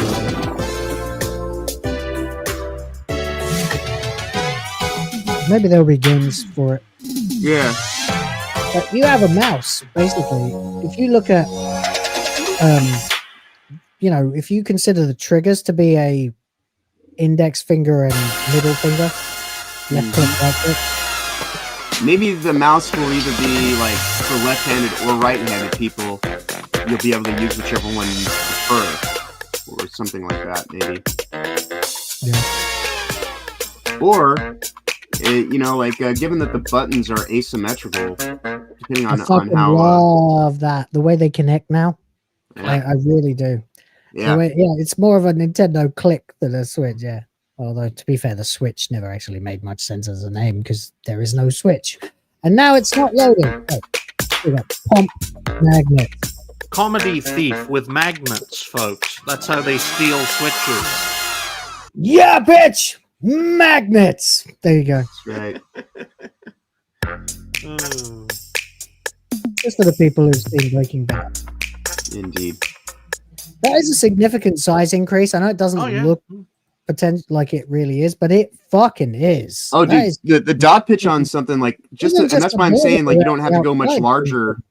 I think they're honing in on just the right size for. Like, don't look at the center console unit size difference, the screen difference. There's far less edge around it as well. You know, right? That and just like the clarity on what you're seeing on the screen itself. Things will actually be able to have line weight rather than just. Well, being that could color be shapes. the future, John. It could be the future of the Switch is bigger means better. We can fit more hardware in. We can run more games on it, especially third-party games, because some third-party games don't run well on the Switch. So I think for the future of the Switch, bigger is better. But if they get too big, then the younger folks may not be able to play. Well, there's that, and like I was saying earlier, like even the Steam Deck, when you run it in handheld mode, it runs at the native resolution on it is 800. I think it's like sticking two Wiimotes together in between a screen, and that's a switch basically that can undo it. So that concept inspired the Switch and the Switch 2, but I do think bigger would be better, and hopefully they have enough resources to create like variants as well. Well, if you have a little bit more screen, you know, to work with, like I said, you don't have color shapes. You actually have the clarity where you can have line weight being shown. And you can just see that even just in these two screens. You know, the exact same screenshot on both consoles. You know, Mario on the original Switch is more of, you know, just a blotchy color shape, whereas on the Switch 2, the NS2 here, you can see a lot more fidelity in what was going on with the sprite image and things like that. They better not make a DAP add-on, because that I'm not gonna say it. NS2, say it. Say it. You know you want to. The NS2, come on. No. Oh, look, a TV. Will, can't hear you. when I was 14, I had this exact model of TV. Sorry. And yeah, that is a 13-inch screen. The Switch 2 is going to be like bigger than half of that across. And people are like, "Oh, it's too small." Yeah, no, it's perfectly like I had to play Final Fantasy 8 and 9 on this fucker. To be honest, that screen looks like it's larger than the screen on my Steam Deck, and my Steam Deck has a serviceably fine size on there. The screen on my laptop, guys, is 15 inches, and I can just imagine side Joy-Cons that are 15 inches that I could play like a mega Switch if it was like a 15-inch screen with these. Keep talking, Ryan. I'm waiting for you to say something clippable. No, that's not going to work. Speaking of clippable, ladies and gentlemen, look at this. Look at Atreus, a 22-second clip of him taking a Diddy back shot. You need to send that to me still, Ryan. I mean, I'm gonna say you have to send it to me because I'm doing a whole bunch of edits today. I could share my screen because it's right there. Right. Well, now I can clip it with you in there, but that's not moving. But yeah. Well, no, I have it. Will, you missed out. You missed out on quite the interesting thing at the end of yesterday's system crash. I'm shocked. Now let me do it the other way so y'all can. Baby, I'm shocked. Yeah, so Ryan had this playing on loop for the last 5 minutes. What is he doing? Oh, he's getting pegged in the ass. What? Out of here, bro. That's not fake. Dude. It's not fake. Yeah. And so yesterday during the last 5 minutes of system crash, would you ever do that on the internet? Who knows? The last 5 minutes systems crash was a nonstop loop of that for 5 Getting your minutes while cheeks everybody was doing clapped. their outros. It was crazy. It was funny. Fuck. It was hilarious. All right, I guess we are effectively done here. So let's. I don't know move how you on. can't. Yeah, Catch that's a up with hard Super Chat. transition out for sure. Yeah, that's what we call a full stop in the UK. The Americans call it a period, but sometimes I think the British nomenclature is better. Yeah. So there you go. MagesGuild had a $5 earlier on, still talking about when he got shit canned from that Zelda project, which absolutely sucks ass, saying, when I was in charge, I took care of fucking everyone. Yes, hardware and software, multiple SSD I cards. assume he means SSDs. Just Yeah, I hit the A instead of the S. Yeah. I know, but you make a choice have as to a read it. YouTuber whether you're going to read something verbatim or Right. do people a favor. And I just decided in that moment not to. Commercial compilers and more, all on me. That is fucking impressive, actually. And the fact that he was then let go from that because he fired, what was it, a tranny who didn't do any work. Right. Merit. Merit is all that matters, baby. That's all that fucking matters. It's all that's ever fucking mattered. Merit. Do some fucking work. Make it good. There you go. And we've lost 5 viewers because we're not talking about Nintendo anymore, but that's fine. I don't know if we'll touch on it tomorrow, and I know we are in the middle of Super Chats, but I think tomorrow we should pick up that story about Ubisoft that goes into the hierarchy in the way that it was like, the detached, kind of disconnected heads and the leads, and then the people that were kind of caught in the middle that couldn't really change jobs because they were already in a shaky stage as being problematic white guys. And then the activists down below that the dead weight. Yeah. They actually use the term dead weight to refer to. And the dead weight became the management. Yes, because and the people that were cut in the middle were don't just want to become there. team leads. Good devs don't want to be team leads because they can't actually develop anything. They can't work. They're they in have meetings to, all day. They end up becoming corporate. Yep. And then all the activism just takes over. It's the same as like any other business, like wrestling or music or film. When like a director becomes a producer, only certain people are fit for that, and those are the people who are okay with the idea of no longer making much more creatively. Right. If you're okay with that, then you can go into management. But a lot of devs, especially in gaming, we're talking devs, they are fucking nerds. I had like 35 devs working for me once, and boy, oh fucking boy, did they wish they were working on video games instead of people's websites and apps. And to this day, if I ever get my own game project off the ground, I'm calling them, all of them. It will be their dream come true. Devs want a dev. They don't want to manage.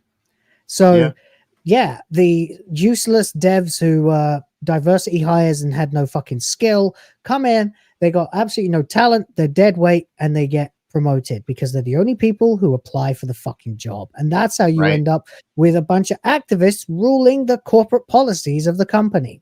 Yeah, and they're totally willing to kiss ass and say what needs to be said, for people that, I'll say what you want to hear because I know it'll benefit me rather than actually just tell you for the brass tacks of the situation. All it proves ultimately is that you can't hire devs you can't hire activists. You can absolutely hire devs.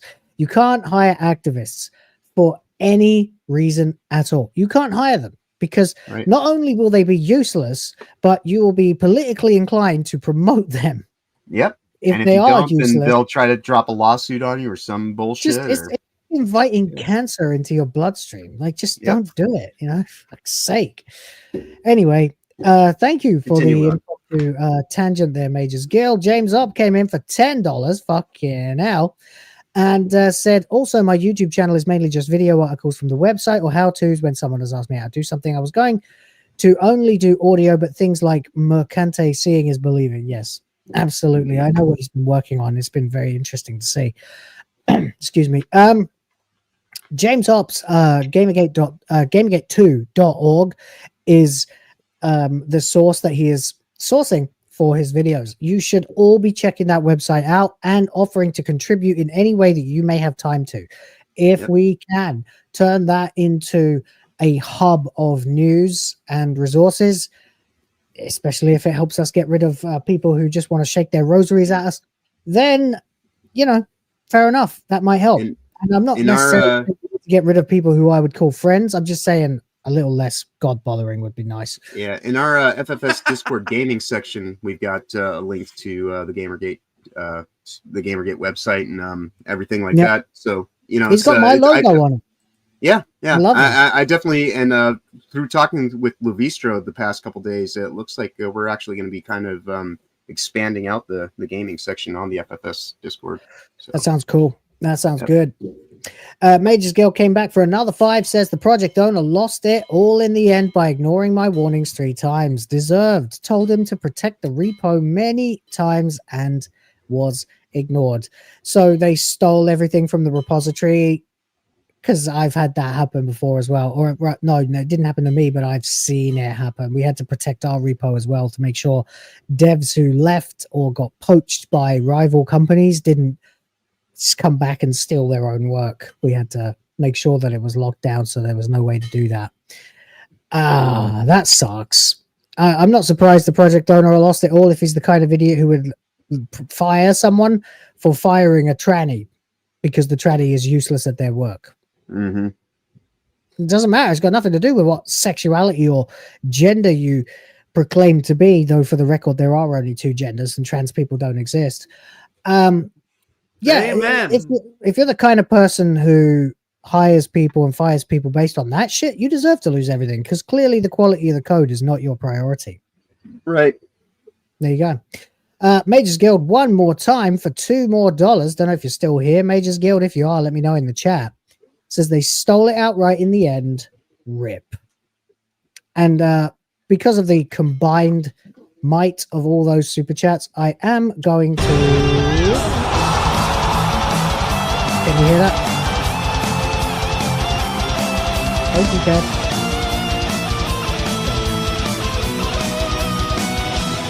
Oh well. Doing the full song.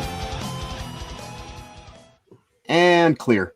There we go. Thank you very much. For some reason, I can't hear the audio cues on this fucking stream. It's doing my head in.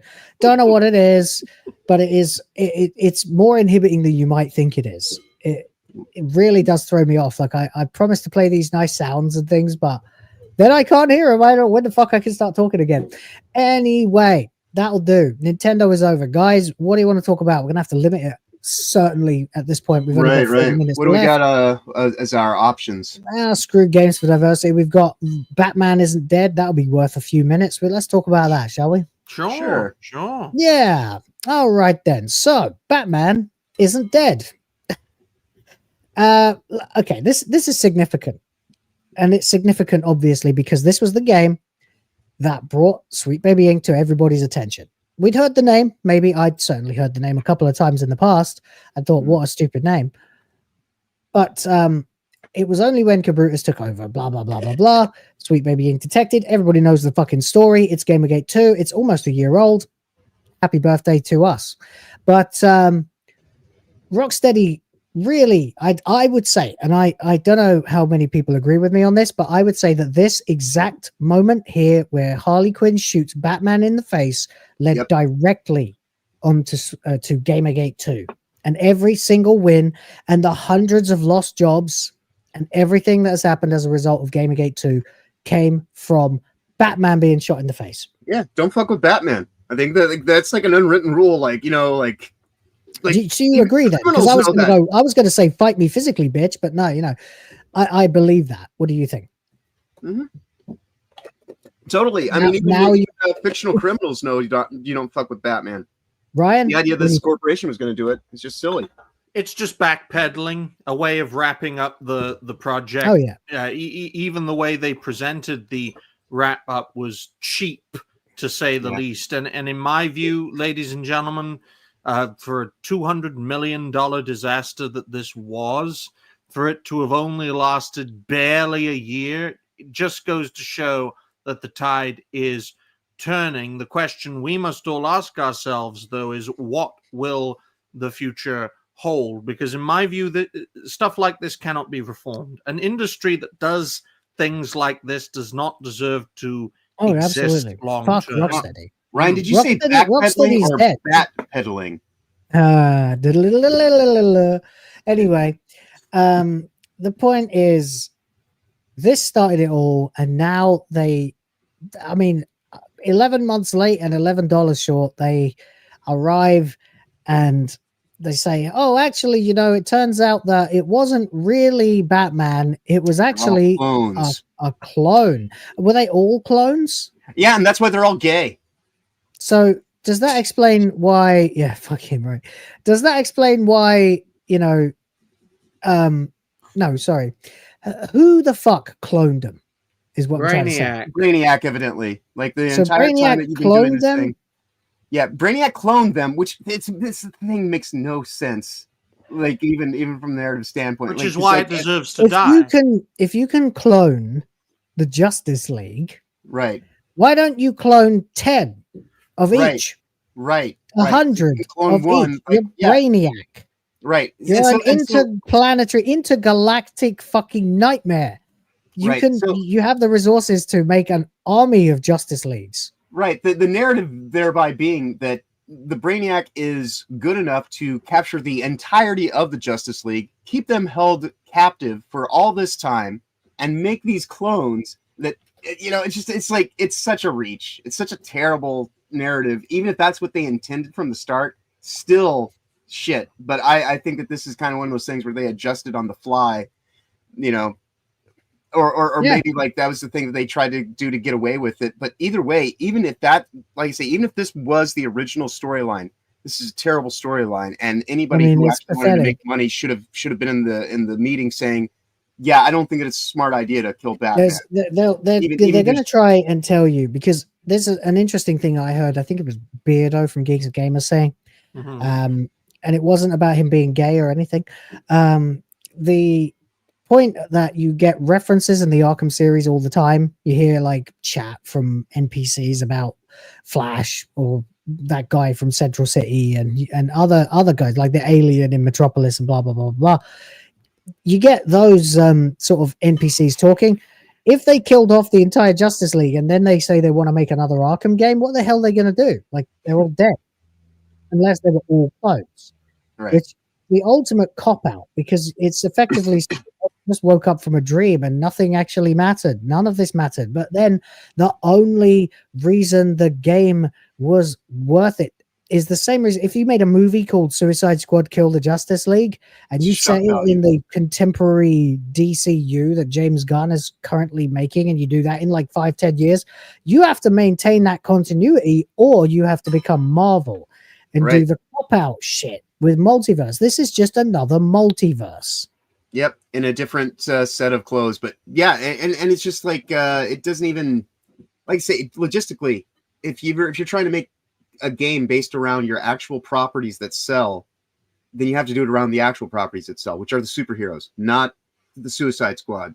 You know, Suicide Squad is kind of like, you know, like C-rank bullshit, especially with the way that they turned Harley Quinn into one of the worst characters that even exists now in any. Yeah, exactly. And none of this changes the fact that it doesn't matter what you do with Batman and Justice League and Suicide Squad, blah, blah, blah.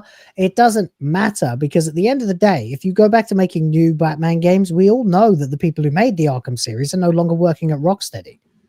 It's still going to be the same team that made this. It's the ship of some of them. A lot of them have been fired.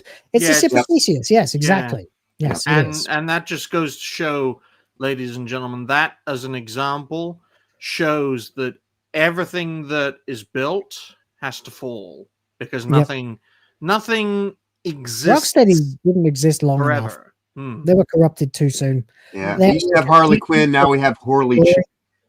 What's that? I said we used to have Harley Quinn. Now we have Horley Chin. Yeah, exactly. SJW vax. Anyway, there you go. I don't know if that's worth a timestamp, Ryan, but that's really all we've got to say about that. Well, Ryan just left. I guess he's disgusted. 129. Milk us for timestamps. What happened? What the hell? He's back. He's back. What happened, buddy? I was just testing how warm my PC was. Then my finger. I'm so glad you said C. My finger. It sounded like you were about to say PCs. Just testing how warm my P was. And my finger twitched, and I pressed F5. Oh well. Gotcha. Never mind. No That's harm done. hilarious. I was just saying timestamp. you left in disgust because we were too quick on this. You can't get a worthwhile timestamp out of Of it. course I can. This is about 7 minutes, 10 seconds long. 10-second intro, 20-second outro. It's perfectly fine. That's And right. see what Ryan- I'm doing? Ryan I'm can just buying add in some like time nobody- so yeah, it can Ryan get to can 8 add it out. minutes. Thanks for All watching. right, sounds fantastic. We're going to move on then. Here's another topic. Type A and Type B are being replaced in Lords of the Fallen with male and female. Huh, gee. How many times have I said the exact opposite of that sentence in 2024? At least Right. 4 or 5 about different games. Like that is a common thing. That's what happened with Dragon Quest 3 3D 2D remake. They did exactly that. They replaced male and female with Type A and Type B. Now, of course, was in Was it Dragon Stardew Age Valley, as well. a game that's decade They wanted old? to do it. I don't know if they did do it with Stardew Valley, but they were complaining about it. That's the last I heard. Yeah. Maybe they did. I don't know. They did. They But- did. I covered it on some channel. I think it was They did. with Honey Badger Arcade. Yeah. Bent Yeah. the A game that knee. was over a decade old. They went in and they put pronouns in. Fuck's sake. Yep. Bullshit. Oh well. Anyway, Type A and B are being replaced with. It's so strange to read it. Like being replaced usually is bad news in this day and age, but wait, they're being replaced with the actual biological definitive varieties of humans that exist. Oh, it's based as fuck. I don't even know like thing one about this game, but I'll buy it based on that. It says remove Type A. Oh wait, is it already out? I don't know. Seriously, I don't know anything about Lords of the Fallen. Anyone want to help me? Anybody in There the are chat 2 of own this them. game or There are Yeah. 2 of them. whole or whole? Says Zork in the I chat. I stayed away from the original Lords of the Fallen because I found it quite suspicious how that game was first released, especially with the online feature. But I hear the second one adds a lot more depth to the game. Some people like that, others do not. But I think the way this came about, this change came about, is more important than the change itself. This happened as a result of nothing more than a popular referendum, direct democracy in action, ladies and Yes, gentlemen. it's true. Now that's, Well, now I that's- think it's that's- full that information that they sound- did to give them Yeah, the but that- justification. that Well, I mean, sounds- this is the interesting thing, right? Mhm. A few weeks ago, late last year, we heard that I can't even remember what the bloody site was now. It was one of the last gaming bastions of neutrality that had done a poll asking how many people cared about inclusivity Mm-hmm. in their games. And the result was 95% no.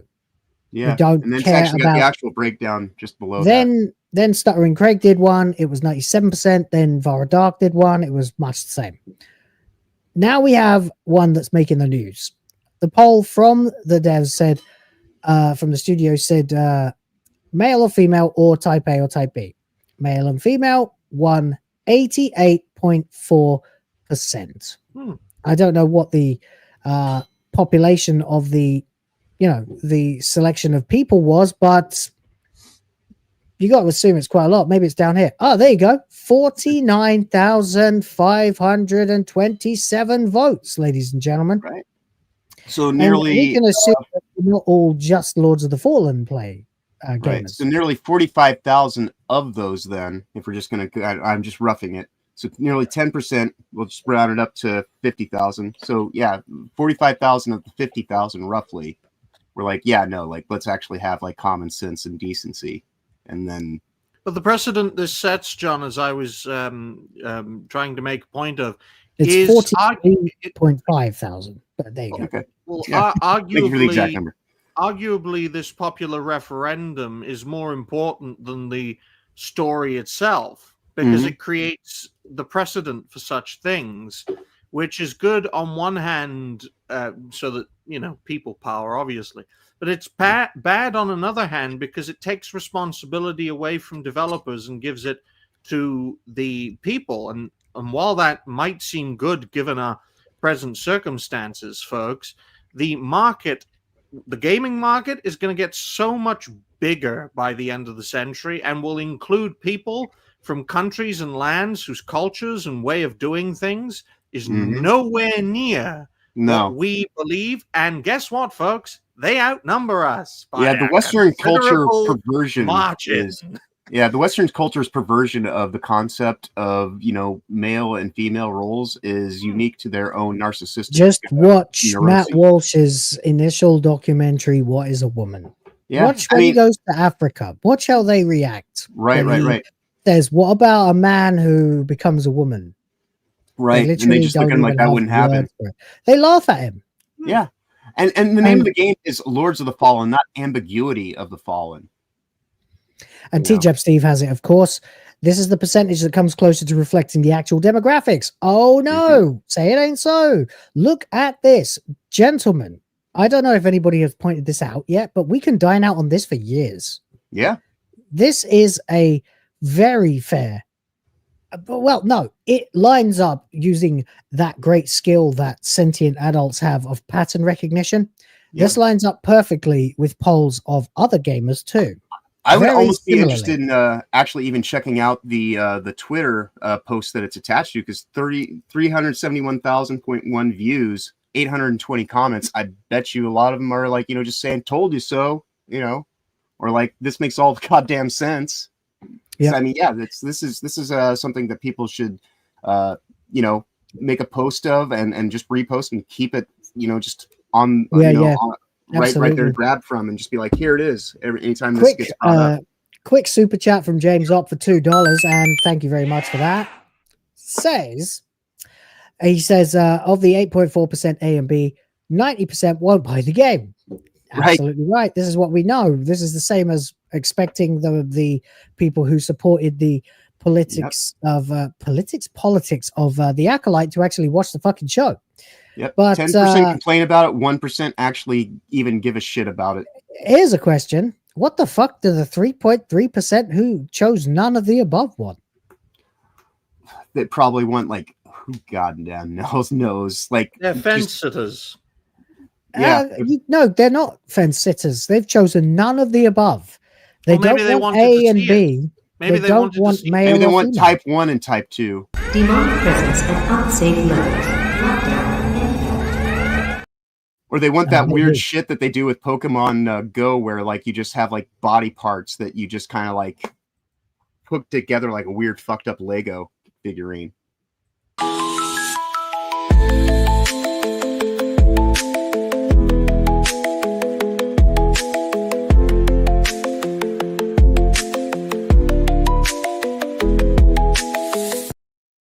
Glad I could provide you an opportunity to use that.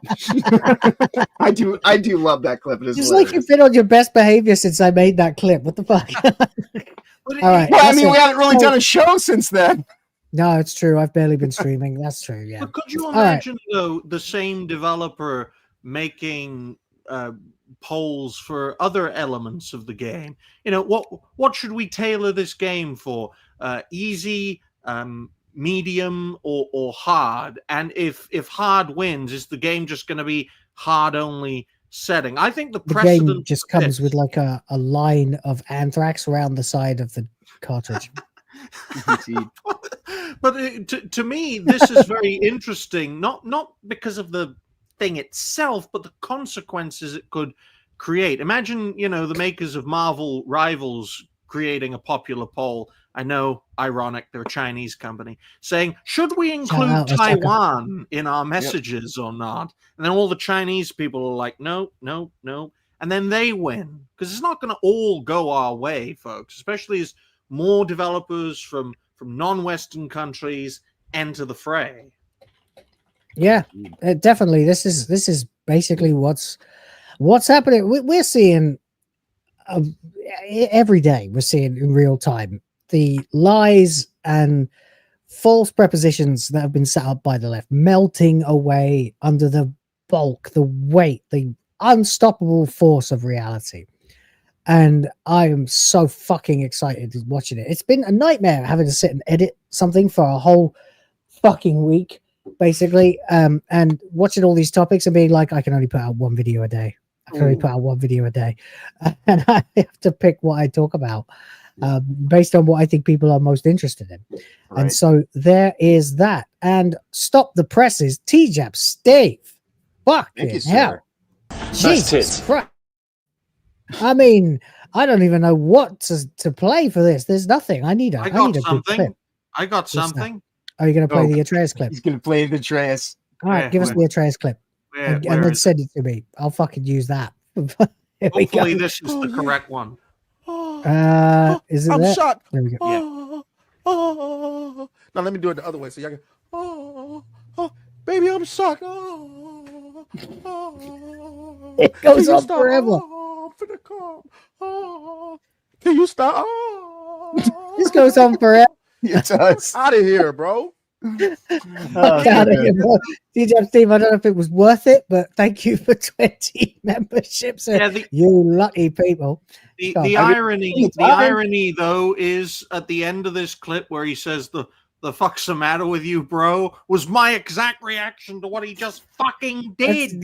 That's all I was thinking. Yeah, certainly. Yrys Roda says play the Sonic one. Fair enough.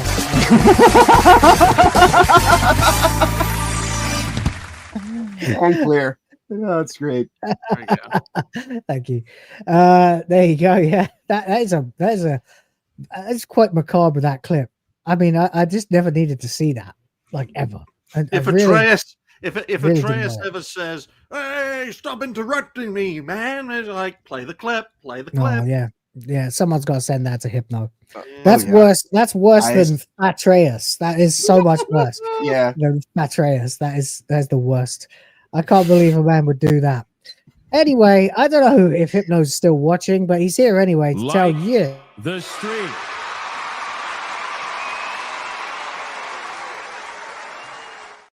Share the stream. Like the stream if you are watching the stream. That's all we ask. That's not much. You don't have to send super chats, though. If you do, we will appreciate you all the more. But it's time. We need to move on again. We've only got 20 minutes left, 19 minutes left, but we'll probably run over a little bit because we've got two relatively big topics to talk about. And, well, one of them is political, and we don't do it very often. We did it around the election, but I feel like this, if true, is a big fucking deal. Trump announces Gaza hostage and ceasefire deal. Did you know about this? Yes, I did. And I also know about Biden trying to take credit for it. Okay, so what the fuck is happening then? You tell us. Well, as a result of a new administration heading into office in the United States, folks, people outside the USA are starting to realize that the US is about to get serious. Oh, that much is absolutely true, yeah. For the past weeks. Well, for the past year and a half, ever since I think it was October 7th, 2024, I think. Yeah, no, 2023. 2023. My apologies. There has been a constant conflict between the Israelis and the Hamas organization in Gaza. They've been going back and forth, slaying each other. And as the left has divided itself between people who want Israel to win and people who want terrorists to win. You should read the quoted text. And now with this incoming administration, both sides are starting to realize that if we don't manage to agree a ceasefire amongst ourselves, the orange man will do it for us by any and all means necessary. Everything into glass. And that seems to have happened. Yeah, and this has a precedent because when Trump first entered the White House, he ordered the unleashing of the mother of all bombs in Afghanistan. So he is able and willing to drop heavy payloads on those who cross him. That is the thing that they were afraid of Trump for in the first place. The fact that he was a wild card. You didn't know. People weren't sure if he was fit to be president, which is ridiculous, of course. But they thought maybe he was just a madman with a big red button. And it worked as a deterrent. Not saying it's necessarily the right attitude to have, but it worked. Now they know that he's in fact a very competent president who has returned in all his glory and still has that red button. So danger. Danger. folks I do need need to do the WTF live equivalent of a View legal note. James Opper's just updated us for $2, and thank you. Saying it is on hold for those who are not up to date. So maybe all's not quite as clean cut as it looks here. But Trump did announce. Well, I mean, it's got a he week said, until we have a deal. Go on. There's a week until the inauguration, so that could just be till it's like actually officially the new administration. That's more or less what I think as well, yeah. But he did say we have a deal for the hostages in the Middle East. They'll be released shortly. Thank you. He said on Truth Social, his preferred social media platform, though his own social media platform. This epic ceasefire agreement could only have happened as a result of our historic victory in November, as it signaled to the entire world that my administration would seek peace and negotiate deals to ensure the safety of all Americans and our allies. Trump elaborated in a follow-up message with caps, as in the original. With this deal in place, my national security team, through the efforts of a special envoy to the Middle East, Steve Witkoff, will continue to work closely with Israel and our allies to make sure Gaza never again becomes a terrorist safe haven. Daddy's home, guys. That's what it looks like to me. What do you think? Well, it's important that folks get the context in regards to this situation, because just before Trump left office, there was a peace plan in place, the Abraham Accords, between Israel and allies of Hamas, especially Saudi Arabia, who has been a long-standing Western ally, but has also tolerated terrorist actions against the West. Of course, bin Laden and Al-Qaeda, their base of operations were in Saudi Arabia for a very long time. And that peace collapsed as a result of the Trump administration going the way of the dinosaur. And you saw with Sleepy Joe and the Demon Rats a soft touch for both sides of the conflict, which led to hostilities between the two. And I think when America is strong... Dude, the fucking students going batshit insane, saying, and people like Rachel Zegler, free Palestine. I think only with a strong hand can there be peace in the Middle East, in that both sides are told, back off, stop killing each other's kids, okay? You stop using your own children. It shouldn't have to be said. It never should have to be said. By Western standards, I absolutely agree, but the Sandland, it's not so true. And that's why I think a soft touch doesn't work in the Middle East, especially among Israelis and Joe Biden was never going to be the guy to stop this. Exactly. It only started because Biden was president. If Trump were president, it never would have happened. Because it emboldened extremists on both sides to force a military solution. And that's why I think a strong hand from the United States will ensure that both sides stop killing each other's kids and will basically be forced to the negotiating table for the sake of peace. Because if the U.S. isn't going to do it, then Russia might try and do it after they deal with Ukraine, or to the shock of the U.S., China might step into the play. Right. And the Chinese are no fans of Israel, folks. Right. Well, you're speaking about a conflict that goes all the way back to before recorded history. Oh, yeah. Basically, it seems like, at this point Muslims either. I mean, they have Muslim internment camps in China, right where they shot that Disney movie, Mulan. It was a topic of the day on System Crash, but we ran out of time. But in China, compared to the West, they are far more anti-Semitic in the East, especially in Russia and China, than there is in the West. So if China ever stepped in as being the strong man in the Middle East instead of the U.S., the Chinese would definitely be harsher to Israelis and Palestinians compared to the Americans. Of course, you said before, they have internment camps for Muslims. They are concentration camps, folks. You either convert or revert. Or they've softened the language, not the treatment. Exactly. And with Israelis, China and Israel haven't had good relations for a long time. The point is, though, folks, a soft touch America leads to violence in the Middle East. A strong America that tells everyone, get your shit together and stop killing each other, Yeah. Sure as peace. The Ottomans had the I same. mean, we used to rip the piss out of America for trying to be world police, Team America, all that stuff. And it did at that point seem like you needed to sort of tell America to back off, but fuck no. Apparently, without that deterrent, everyone turns into fucking toddlers with assault weapons, you know? So whatever the hell that actually means. You know what I mean? Automatics. So it's a terrible thing. It's an awful thing. And yeah, if Biden's trying to take credit for it, then it makes sense that Trump would say, nah, let's wait until January 21st. And absolutely fair enough with that. I can understand we need to move on. Oh, okay. Go on. No, go I was on. just You going to can say, wrap up. I understand the mindset of those in the West that are like, it's not our problem. Let those folks deal with it on their own. I can understand that. I also understand that once the Russians get sorted in Ukraine, they're definitely going back into the Middle East. I know that the Chinese, although they're very conservative outside their own borders, might take an interest for all the natural resources in the region. So it's like with technological advance. If we don't do it, the opposition will. So it's a necessary evil, but a lot more people would die if we took an isolationist. Look, at the end of the day, if you basically guaranteed a certain amount of people will die and you can lessen that number, then you should do it.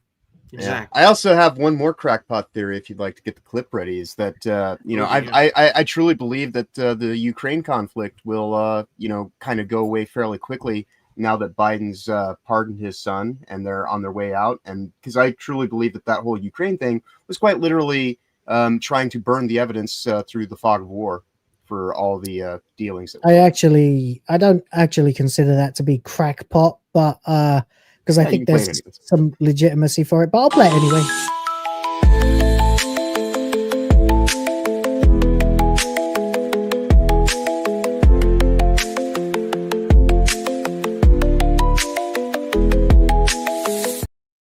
There you go.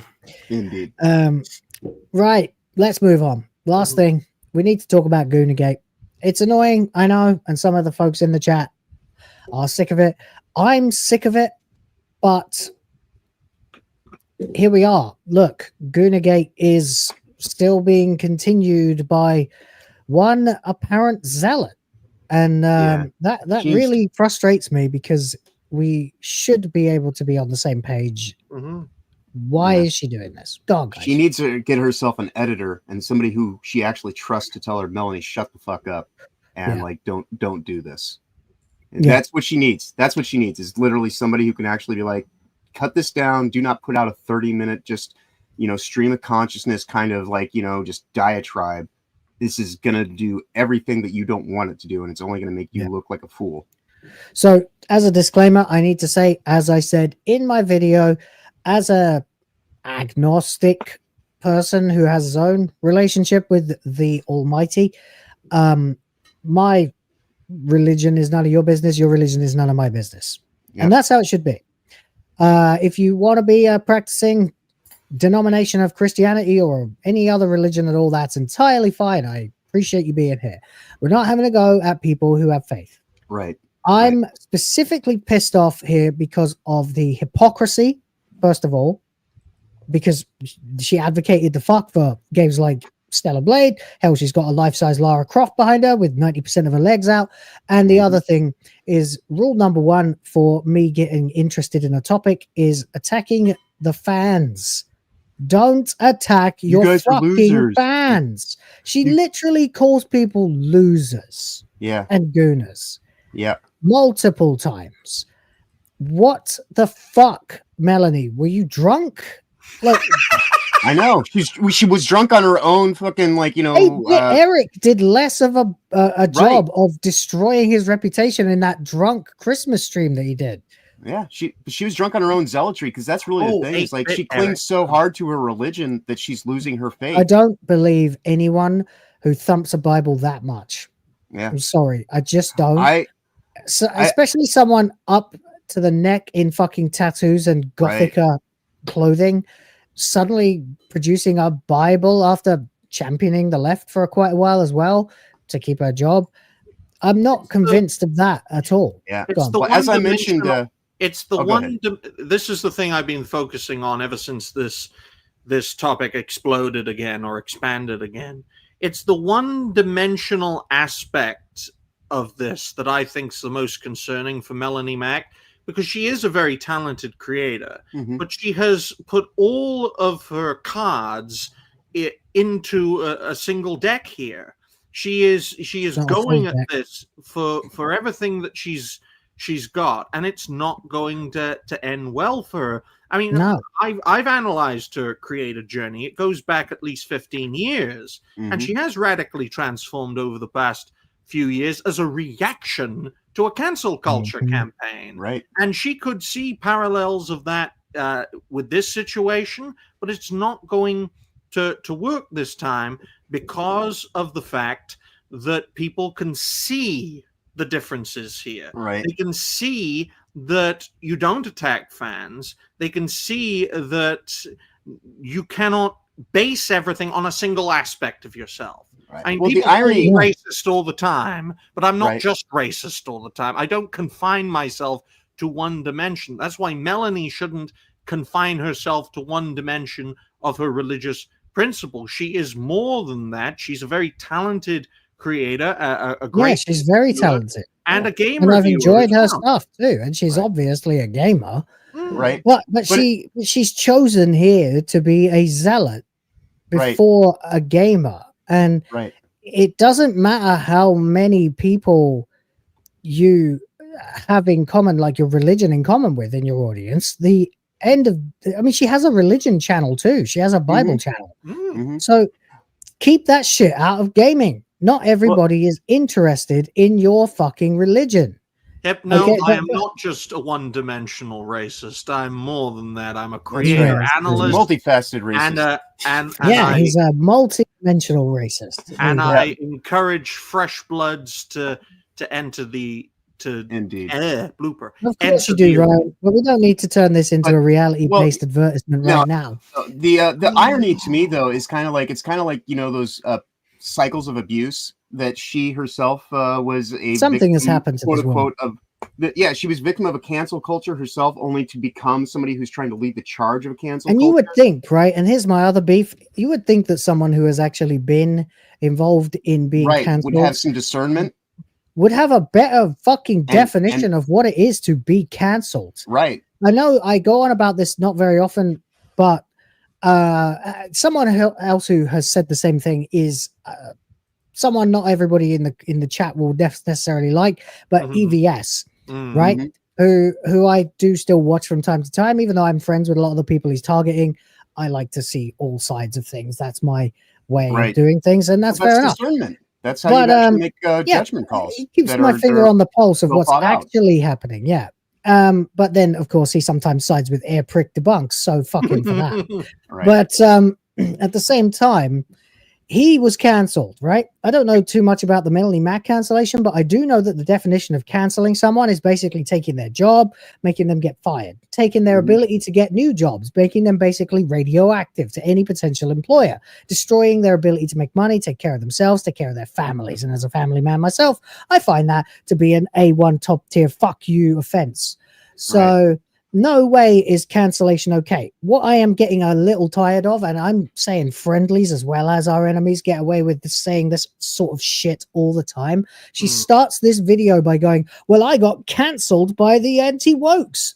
No, you fucking didn't, bitch. Your channel is still fucking up. You can still post videos. You are being tested by reality. You have gone Vox Populi, Vox Dei, and you are being resoundingly told to shut the fuck up about Jesus. Yeah, and this is the thing that I mentioned yesterday on Reality Basis, that to me, like, this isn't the reemergence. This is just the continuation, because for the last 4-6 weeks, however long this has been, she will not shut up to everyone that she knows, and she finally just did it in front of the camera, and it became this 30-minute long screed, and it's just like, it makes no sense, because there's like so much weird kind of notice me senpai energy. Like, she's trying to be like, not me, Jesus, I did it all for you, like this is me being good. It almost makes me question, like, the way that she used to kind of, like, some of those proclivities that she used to kind of, like, like, be fine with.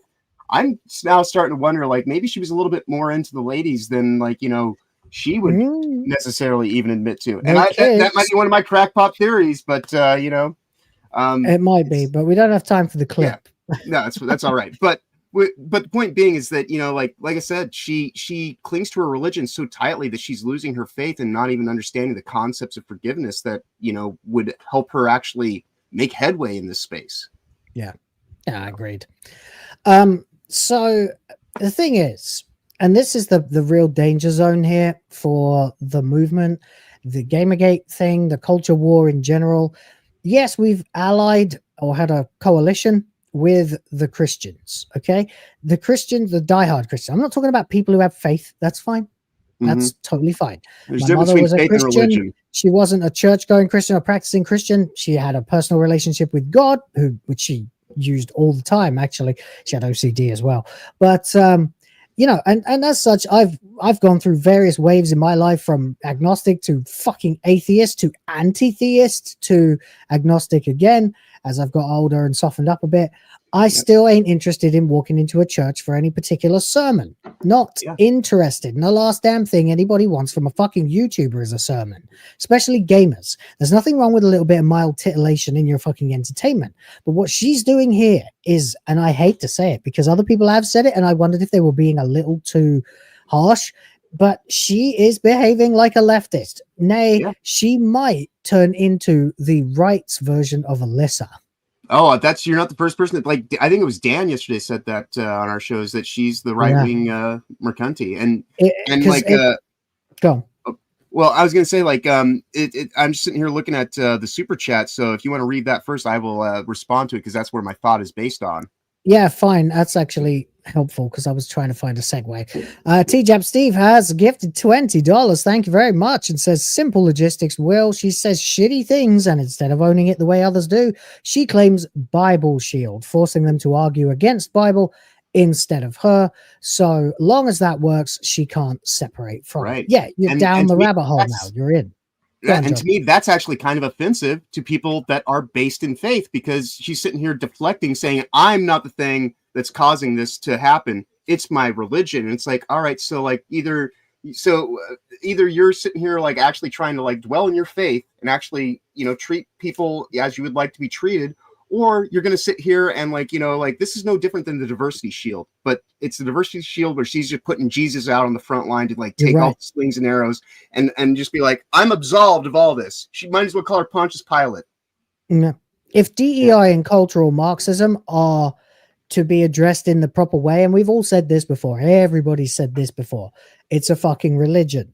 The leftism is a religion. Leftism might as well be a fucking recognized religion at this point, because wokeness, whatever you want to call it, it's all cultural Marxism. That's what it actually is. Equity and all that bollocks, right? It's all tism actually. But the point is, you are going to pick one side or the other. Some people believe in secular humanism and all of that shit, but then they steer accidentally into Marxism, and other people try to distance themselves from that as much as possible by hitting the Bible as hard as they possibly can with their heads in hopes it kills them, and the first thing they see is St. Peter. Well, it's not going to happen either. And while you're still here, you're stuck in the middle with all of us. And we are going to tell you what we actually think. But the one thing you definitely don't want to do is attack your fucking audience. Don't attack your audience, even if you disagree with them. And to die on such a small hill, this is a molehill. Well, sometimes, and as someone who went through a cancel culture campaign, likewise with Will and the bigot verse, sometimes the best thing to say. Sometimes the best thing to say is nothing. I call that criticism, not cancellation. I think if they're not trying to take your job and digging up shit about you from your past, you ain't being canceled. Yeah, I think that they, you know, like, even if it was an attempt, I just think we need to have a higher standard. I don't want canceled to become the new Alyssa says harassed. You know what I mean? Right. Because that's giving her too much validity too. Also, it's like, you know, like if they say, "Oh, don't be pro harassment," when it's like, but harassment and criticism are two different things, and you're conflating them. I don't like it when people conflate cancellation into all of that as well. It just personally pisses me off. People have been cancelled. It was terrible. They've suffered and they've had to come up with alternative sources of income, and they've damned well worked their asses off to do that. We weren't cancelled. Not that I'm trying to undermine Speargate or even you, Ryan. I know we were under immense pressure there, but let's not be so quick to use the word cancelled. Yeah, like I'm more cancelled in that sense when you look at what happened when I was working at the doctor's office. Like I said, at this point in time, if I just went and pulled up that email and found myself a lawyer, I could probably get like a pretty big payday. Probably, because that was a cancellation. To Ryan, though, you were making a point. And I'm sorry, I totally jumped all over it with that cancellation rant. Well, no, it's perfectly fine. One thing I've also noticed from this this topic of the day, as much as I don't want it to be a topic of the day, is that the people that are part of this topic of the day, namely Melanie Mac and the fine folks over at the Fandom Pulse, their support isn't diminishing. They're getting condemned, obviously, because that's why this is a topic of the day.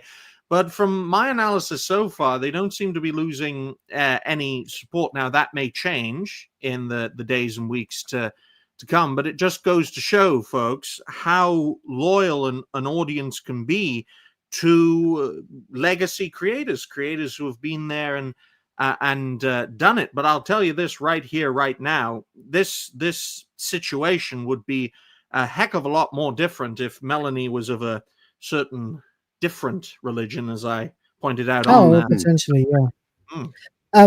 For the record, Social Blade says she's lost 1,000 subscribers, but that could actually be like 2, and it just took her from 215.1 to like 14. Well, then she's losing support. Then, however low the loss of support is, she is losing support, which means she's not resonating with people. Yeah. Honestly, I've had conversations. I've had conversations with other creators recently about how, because of her insistence on, saying what she always does for the last 2 years, when she's just does her, X posts, people are starting to find her just to be a little bit boring. And then you put this on top of it. And then when you put this on top of it, not only is she one-dimensional, but she's like highly offensive and doesn't have any actual gratitude or, any sense of being humble, which, for everything that she talks about, like with her Bible shield, she doesn't really represent having faith. She just kind of shows somebody who's ideologically connected to the religion. Yeah. I don't want to say this because I like Melanie Mac. I like a lot of her content and I've appreciated her support and everything in all of this. But it's a virtue signal. It's just, here's a Bible. I'm going to read you some Bible. And I'm going to tell you that I am a Jesus guy or girl or whatever. Right. No, there are only 2. But, you're not actually living your life that way, because isn't wrath a sin? Right. Well, that's the whole point that Lavista was making our show yesterday, was that she's what they would call in the Bible a Pharisee, and that she just sits here and says the words, but she doesn't live them. And then, of course, somebody else brings up that whole passage, let he who's without sin cast the first stone, etc., etc. She has come back to a dead conflict, a footnote in Gamergate history that lasted a couple of weeks at most over a fucking. And people were trying to forgive her by just letting it drop. Yeah, she shut up and people stopped. Kind of like how we don't make videos about Jaffe anymore. Although I did notice when I went looking for a picture of his face yesterday for a project, I noticed that he tried to milk that shit for a few more videos and nobody cared. Of course, but nobody cares because he's one-dimensional, as Ryan's talking about. And exactly. An innocent comment or an innocent post caused the first phase of madness, Goonergate. Isn't it? And look at the fallout that came from that. Now, this has been brought up again by a prominent creator. Imagine the consequences of that, from innocence to something less innocent. And as far as I'm aware off the top of my head, it has led to some personal fallout between Melanie and some fine fellow creators she was associated with, at least on X. In terms of follows, unfollows, that sort of thing. But at the end of the day, there is no argument for attacking your audience. I'm sorry, but that is what the core of all of this for the last 10 years, 11 years has been about.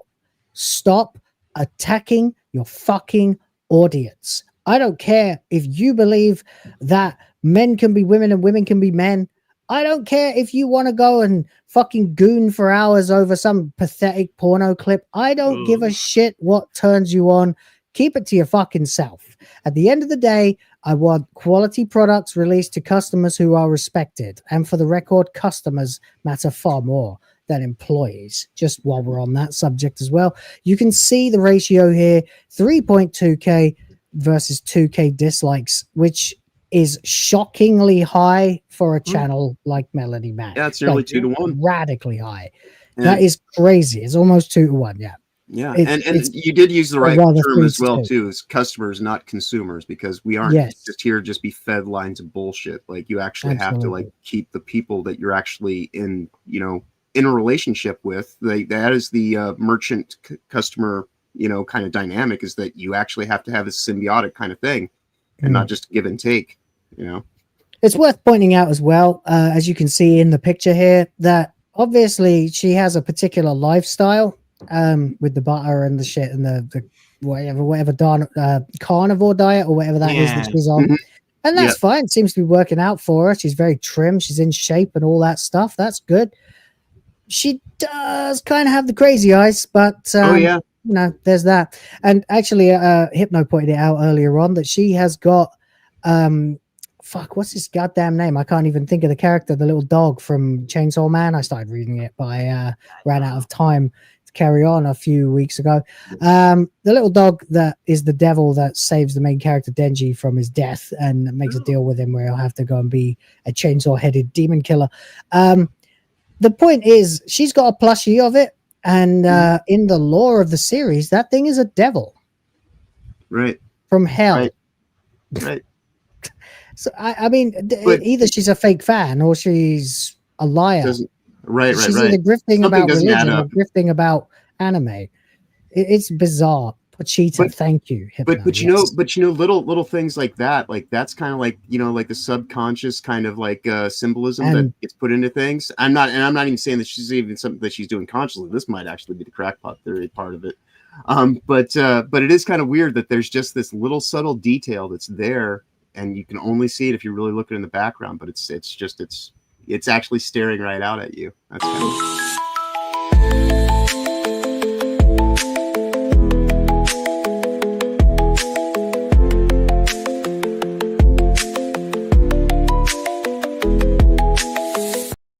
I knew I could get it in one more time. You earned it. You earned it. Yeah, fine. That's right. No, that's cool. Look, I think Melanie Mac is a valued member of the coalition against the true perverts. I don't think a man or men appreciating a shapely butt is necessarily perverted. In fact, I think it's called nature. Yeah. Which, if you believe in God, is a product of God. Well, it would be like me, Will, having a fitness channel, wouldn't it? In all honesty, it's like, yeah, you got to be fit. You got to do these push-ups. I've studied all the lore regarding exercise. Then you see me, and it's like 300-pound pig. I mean, come on. Right. Come on. Right. You're just like, look, let me read to you what I've learned today about like doing push-ups. Yeah, but like, all right, can you I show managed me? to do 1/10 of a bar. Right. What's also great about this situation, I know we don't have a lot of time, so I'll keep it brief. That's cool. Is that this is a great example of, well, how does something become a topic of the day? In this case, it was reignited by someone who wanted to speak their mind about it after the previous incantation. And as a result of that, it led to reactions from the other side, created a snowball effect, which ignited this again as a topic of the day. And I think that's a great example of how things become topics of the day. It starts off from one unfinished thing and then develops as more and more people enter the thread. Yes, I agree. And you know who else starts fights based on old beef, Alyssa McCante. Mm-hmm. And that's the thing, is this isn't even about Goonergate anymore. This is just about her just being a ratchet. Yeah, it is. I like Melanie Mac. I think she's a force for good, or wants to be. As Yrys Roda pointed out, I think she's more troubled than nasty. I don't think she's a nasty person. Right. I think she's probably a little screwed up in the head. And that's fine. And like I said at the beginning of our show about something different, I'll just say it here because I think it applies. I think she means well, but she ultimately is just a mean girl. She's Regina. Yeah. Oh yeah, you were talking about that. Yeah. There's a mean girl vibe to it. Yeah, I just don't get it, because religion is supposed to be benign. In its very ethos, it's supposed to be benign. It's supposed to be positive. It's supposed to be about faith and spirituality. And yet, even on the internet, it turns into a slap fight. It's really bizarre. And yet, also, even the reason one of the many, many, many reasons that I don't like organized religion is, why is it always about money and sex? Right. Why particularly sex? Why do all the religions that descended from the Abrahamics, like from Christianity, Islam, blah, blah, blah, why are they all so obsessed with genitals? They're either cutting bits off people's genitals, or they're telling you whose genitals belong in whose genitals, or around whose genitals, or which genitals you can see, or when it's appropriate to look at or think about genitals. And it's like, guys, you're kind of revealing yourselves to be a bunch of really obsessive fucking perverts. Most definitely. Shut the fuck up about genitals, okay? We all got them. No one fucking cares about your goddamn genitals. Why are you so obsessed with like what we can look at? Like, oh, a nice ass. Oh, it's a nice ass. It's not a real ass. It's a nice ass though. Oh, I looked at it. Well, I feel okay about it. I'm pretty sure God doesn't care either, since in your eyes I was made the way I am by God. Right. There should be nothing wrong with it. These are very old religious beliefs, and folks, the world 15 or 1400 to 6,000 years ago was a heck of a lot different than it is today. Oh, and absolutely. If people had too much children and there wasn't enough food, your civilization was fucked. So you had to control how much people were, Well, they've always been, religion's always been about control. But you know what the best take I saw in the comments of the video I made yesterday, I'm sorry, I cannot remember who you are that said this. If you're in the chat, make yourself known. Somebody said basically that the left and the whatever this is instead differ in only one way. The religious zealots and the woke zealots differ in only one way. Zealots get daily downloads of new bullshit ideas, like really worthless ideas. And theirs are 5,000 years old. And the right are still using 5,000-year-old software. Yeah.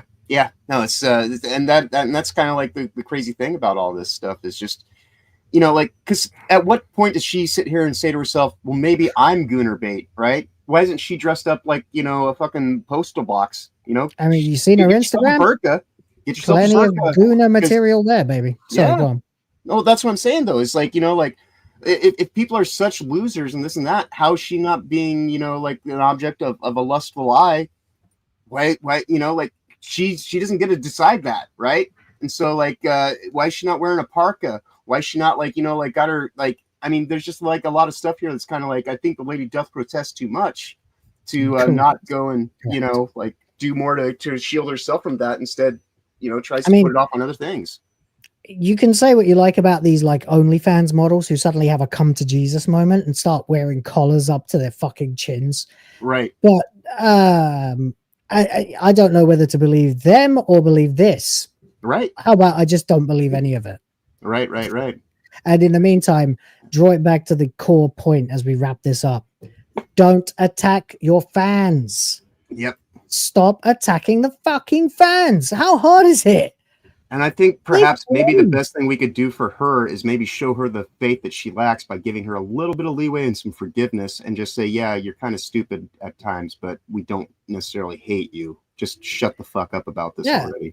I'm not trying to shit on Melanie Mac particularly Like, I don't want to shit on Melanie Mac. She's done a lot of good work, and she's been very valuable as a voice inside the cause. Sometimes when people tell you to shut the fuck up, they're just trying to rebuke you in love. But you do need to shut the fuck up. That's true. Anyone who's ever been like wasted in a nightclub has probably had a bro come up to them at some point and say, "Dude, shut the fuck up." Yeah. Like, you know, and you go, "Okay, right, sorry." Blah, blah, blah. Back to it. You know, it's sort of, it's a bro check. It's that kind of thing. It's like, Melanie, I don't know what you're trying to do here, but it doesn't look good, and it's making us all look like assholes. Could you kind of can that, please? You know. Right. Melanie, make Alyssa Mercante videos. She's like a great like low-level fruit to roast. Adam Sessler did some practice and it set him straight for like a few minutes. But I think it would last a lot longer, because Alyssa Mercante is an example of one of these egregious, decadent, corrupt, deviant creatures who are part of the moral problem with Western civilization. In Mercante's case, she's like a case study. And I think it's very important, whether it's on a personal level or on a pop cultural level, to highlight the egregious examples rather than less egregious examples. The whole Goonergate situation was through a less egregious example. Target the lunatics, folks. The lunatics in terms of the mental Mercantes, not pictures of game characters. Yeah, it's not worth fighting that. People are people, and not everyone believes your shit. And that's it. And again, as long as my name is Will of the fans, I am going to tell people the number one problem I have is attacking fans. Don't attack your fans. Don't be a fucking idiot and attack your fans, because these are the people who are going. You might as well start like pulling a knife on your own brother at Thanksgiving dinner. That's Jesus was getting crucified, and he said they know not what they do, and it still fucking happened, you know. And the first two people that got allowed into heaven on that story were murder and a thief. So that's your line. So settle the fuck on down. Yeah, and just can we get the zealotry out, please? Like, if you're gonna be zealous, go do it on a different channel, right? Because nobody wants to hear that shit. Like, zeal is not just about enthusiasm. Zeal is slightly and to moderately arrogant. The arrogance of certainty, the certainty that you are right, that you've been convinced, brainwashed, you might say, that you are correct in your beliefs, that you are you've got the secret sauce. You've been convinced of that the way you want to live is the way that everyone should live, and you want to tell everybody to do it. But you know what's weird? Happy people don't do that. Misery loves company. Yep. That'll do. I think. Anyone got anything else to say about it? No, we're good here. I think we've said all that we really need to do. Hopefully this is over and fucking done with. Shut the fuck up. Shut the fuck up, Melanie. Yeah. Shut out up. of love and kindness. Just shut the fuck up. If I end up having to say the same damn things to I don't want to even say far right. If I have to end up treating the religious zealots the same as I treat the anti-religious zealots, then all right, fine. We'll be stuck in the middle together, baby. That's what it's going to be. Anyway, James Opper's come in with a 5, and that's a nice way to segue to the ending of this show. Says she unfollowed Hypno, forced him to unfollow her.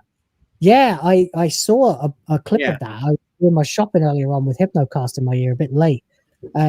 She like I don't even know you could do that. You can like force unfollow people from following you. I don't know what's that, like reject their following. I remember when Just Some Guy did that to me, and guess what I did? I kept following him until he stopped doing it. I guess it's a matter of consent. You have to, follow. I love you too much. I'm going to follow you, even if you hate me. She doesn't want to block him because that would be cancerous. She's still trying to follow that Christian dogma of benignity, but that's still a malicious act. It's still a, it's Mean Girls. It's what you're talking about. It's like, oh my God, did you hear Becky unfollowed Deborah? Yeah. Like, you know what I mean? Like, oh, Jesus Christ. Can we be adults, please? Yeah, we don't have to agree about every little thing, It's fucking nonsense. This woman is the same age as I am, right? Yeah, She's like late She's been a- 30s. yeah, she's been a content creator since Like bare 22. minimum 2009. But Oh, since I know, she yeah. was 22 years old, she is very experienced as a content creator. But over the last few years, as a defector, she has become more radical. I usually encourage that, but it doesn't seem to have worked in this instance. Right, so The she's a year radicalization younger than almost me. now just seems like a misdirect, though. And now that's kind of like, like we're seeing her in the clearing of the haze. And so, but So James Up finishes off by saying she lost any cutting of slack to me. And sorry to barge in there, guys, but we do need to wrap things up. Yep.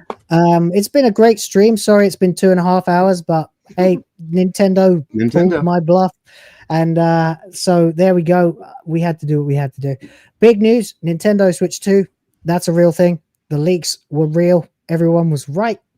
No wonder they were so pissed off. Now we don't know when it'll be out, but that'll be exciting. Melanie Mac, shut the fuck up and talk about video games. Trump, yeah, don't let Biden take credit for any Middle East peace deals that you managed to do.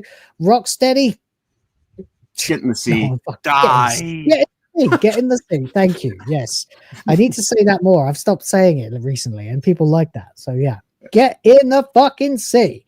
And as for everybody watching this show, you've been amazing. Thank you very much for your participation. It's time for outros. John. Yeah, it is Thursday, so I don't really have anything too much planned for the day other than a whole bunch of editing for various channels and personal projects. And then, of course, be on Reality Based tomorrow for Tangent Kings, where I have laid down the challenge to Dragon Slayer commentaries. If he does not show up, I will be the undisputed Tangent King. And so, that is a thing. We have a gentleman's agreement on it. So people can feel whatever they want, but this is the way that the world works. You lay down a challenge and someone has to answer it.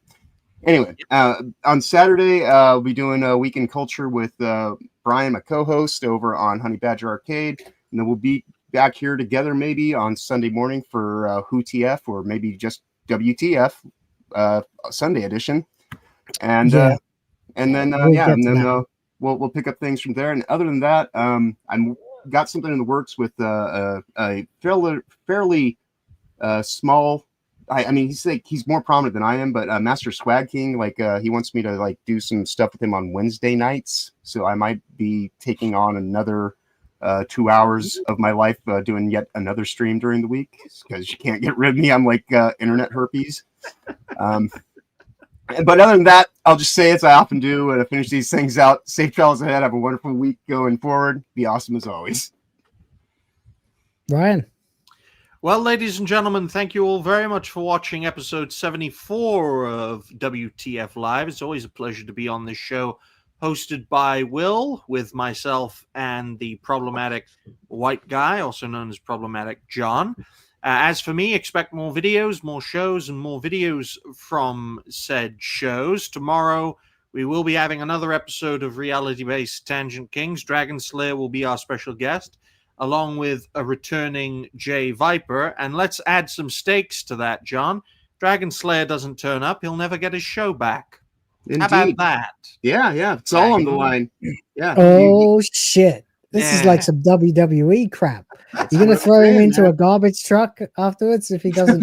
Well, in order to be a content creator, you have to create content. Create some content, yeah. But right. And to be a Tangent King, you have to show up on people's shows and say shit. And I've been doing that nonstop. Yep, the more the merrier in that regard. I won't be making any videos on Saturday, but I'm sure you'll find me on Saturday Night Hypnosis. Hopefully Will can make it. I don't know who the special guest is. Well, I'm going to be dramatically adjusting my lifestyle coming up because I'm planning to stream in my morning time, which would be an evening time sometimes. Not too late. No competition with anybody, but we'll get to it. Ryan, finish your outro. I'll get to it. And I'll be releasing a video in a few minutes' time. Folks, keep on going. Keep on growing, keep on grifting, and don't pull an Atreus cosplaying as one of Neil Gaiman's sex abuse victims. Yeah, Let's not do that. Don't go anywhere, anybody. Yeah, so, okay. A couple of things I need to announce. Apparently, I've just realized I have to turn off my alarm because this is going to go on for about 3 or 4 more minutes. Thank you to everybody who has supported this channel. Thank you to everyone who is saying thank you in the chat, by the way, at the moment. Over the last, 10 months or so, this show has become something that I really enjoy doing. I like streaming very, very much. I enjoy it a lot. The Zelda stream support was off the fucking chain. Everybody wants to see more streams from this channel. You are going to get them. I'm not going to give you the exact specifics right now, maybe Sunday. But I do have a video to show you for what is going to be the intro for a new show. It's a little narcissistic, but fuck it. It's my channel. I can do what I want.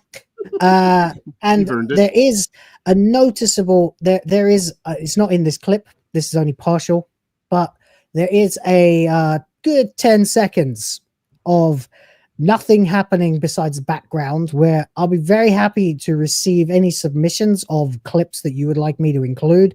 DM me on Twitter at Will of the Fans, and I will do it. Just do it. Send shit to me. I'm sure you can. I've got some stuff I'm working on today that I'll put absolutely anything in the last 10 seconds as long as it's not going to get me canceled. Oh, okay. I've got a few for you to choose from then. In the meantime, though, I'll give you a little preview of what will be the new show.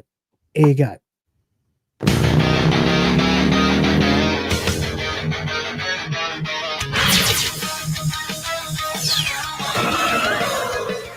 Hyped. Engines roar through the ash gray skies. The wasteland burns, but hope won't die.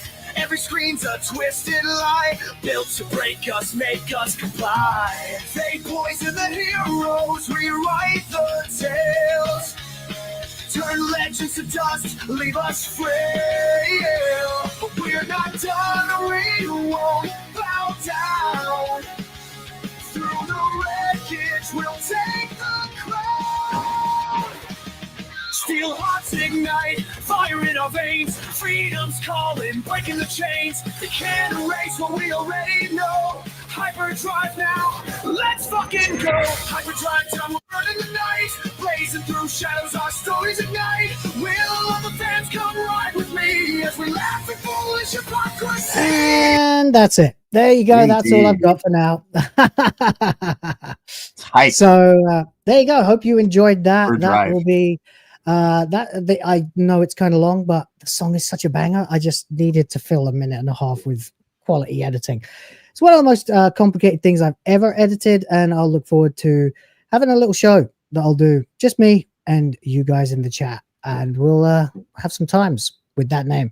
It's time for me to take streaming into hyperdrive. I know that's cringe, but there you go. Yeah. So that's what's going on with me. That's why there's been less videos and a few interruptions to the schedule lately. It has taken a fucking week.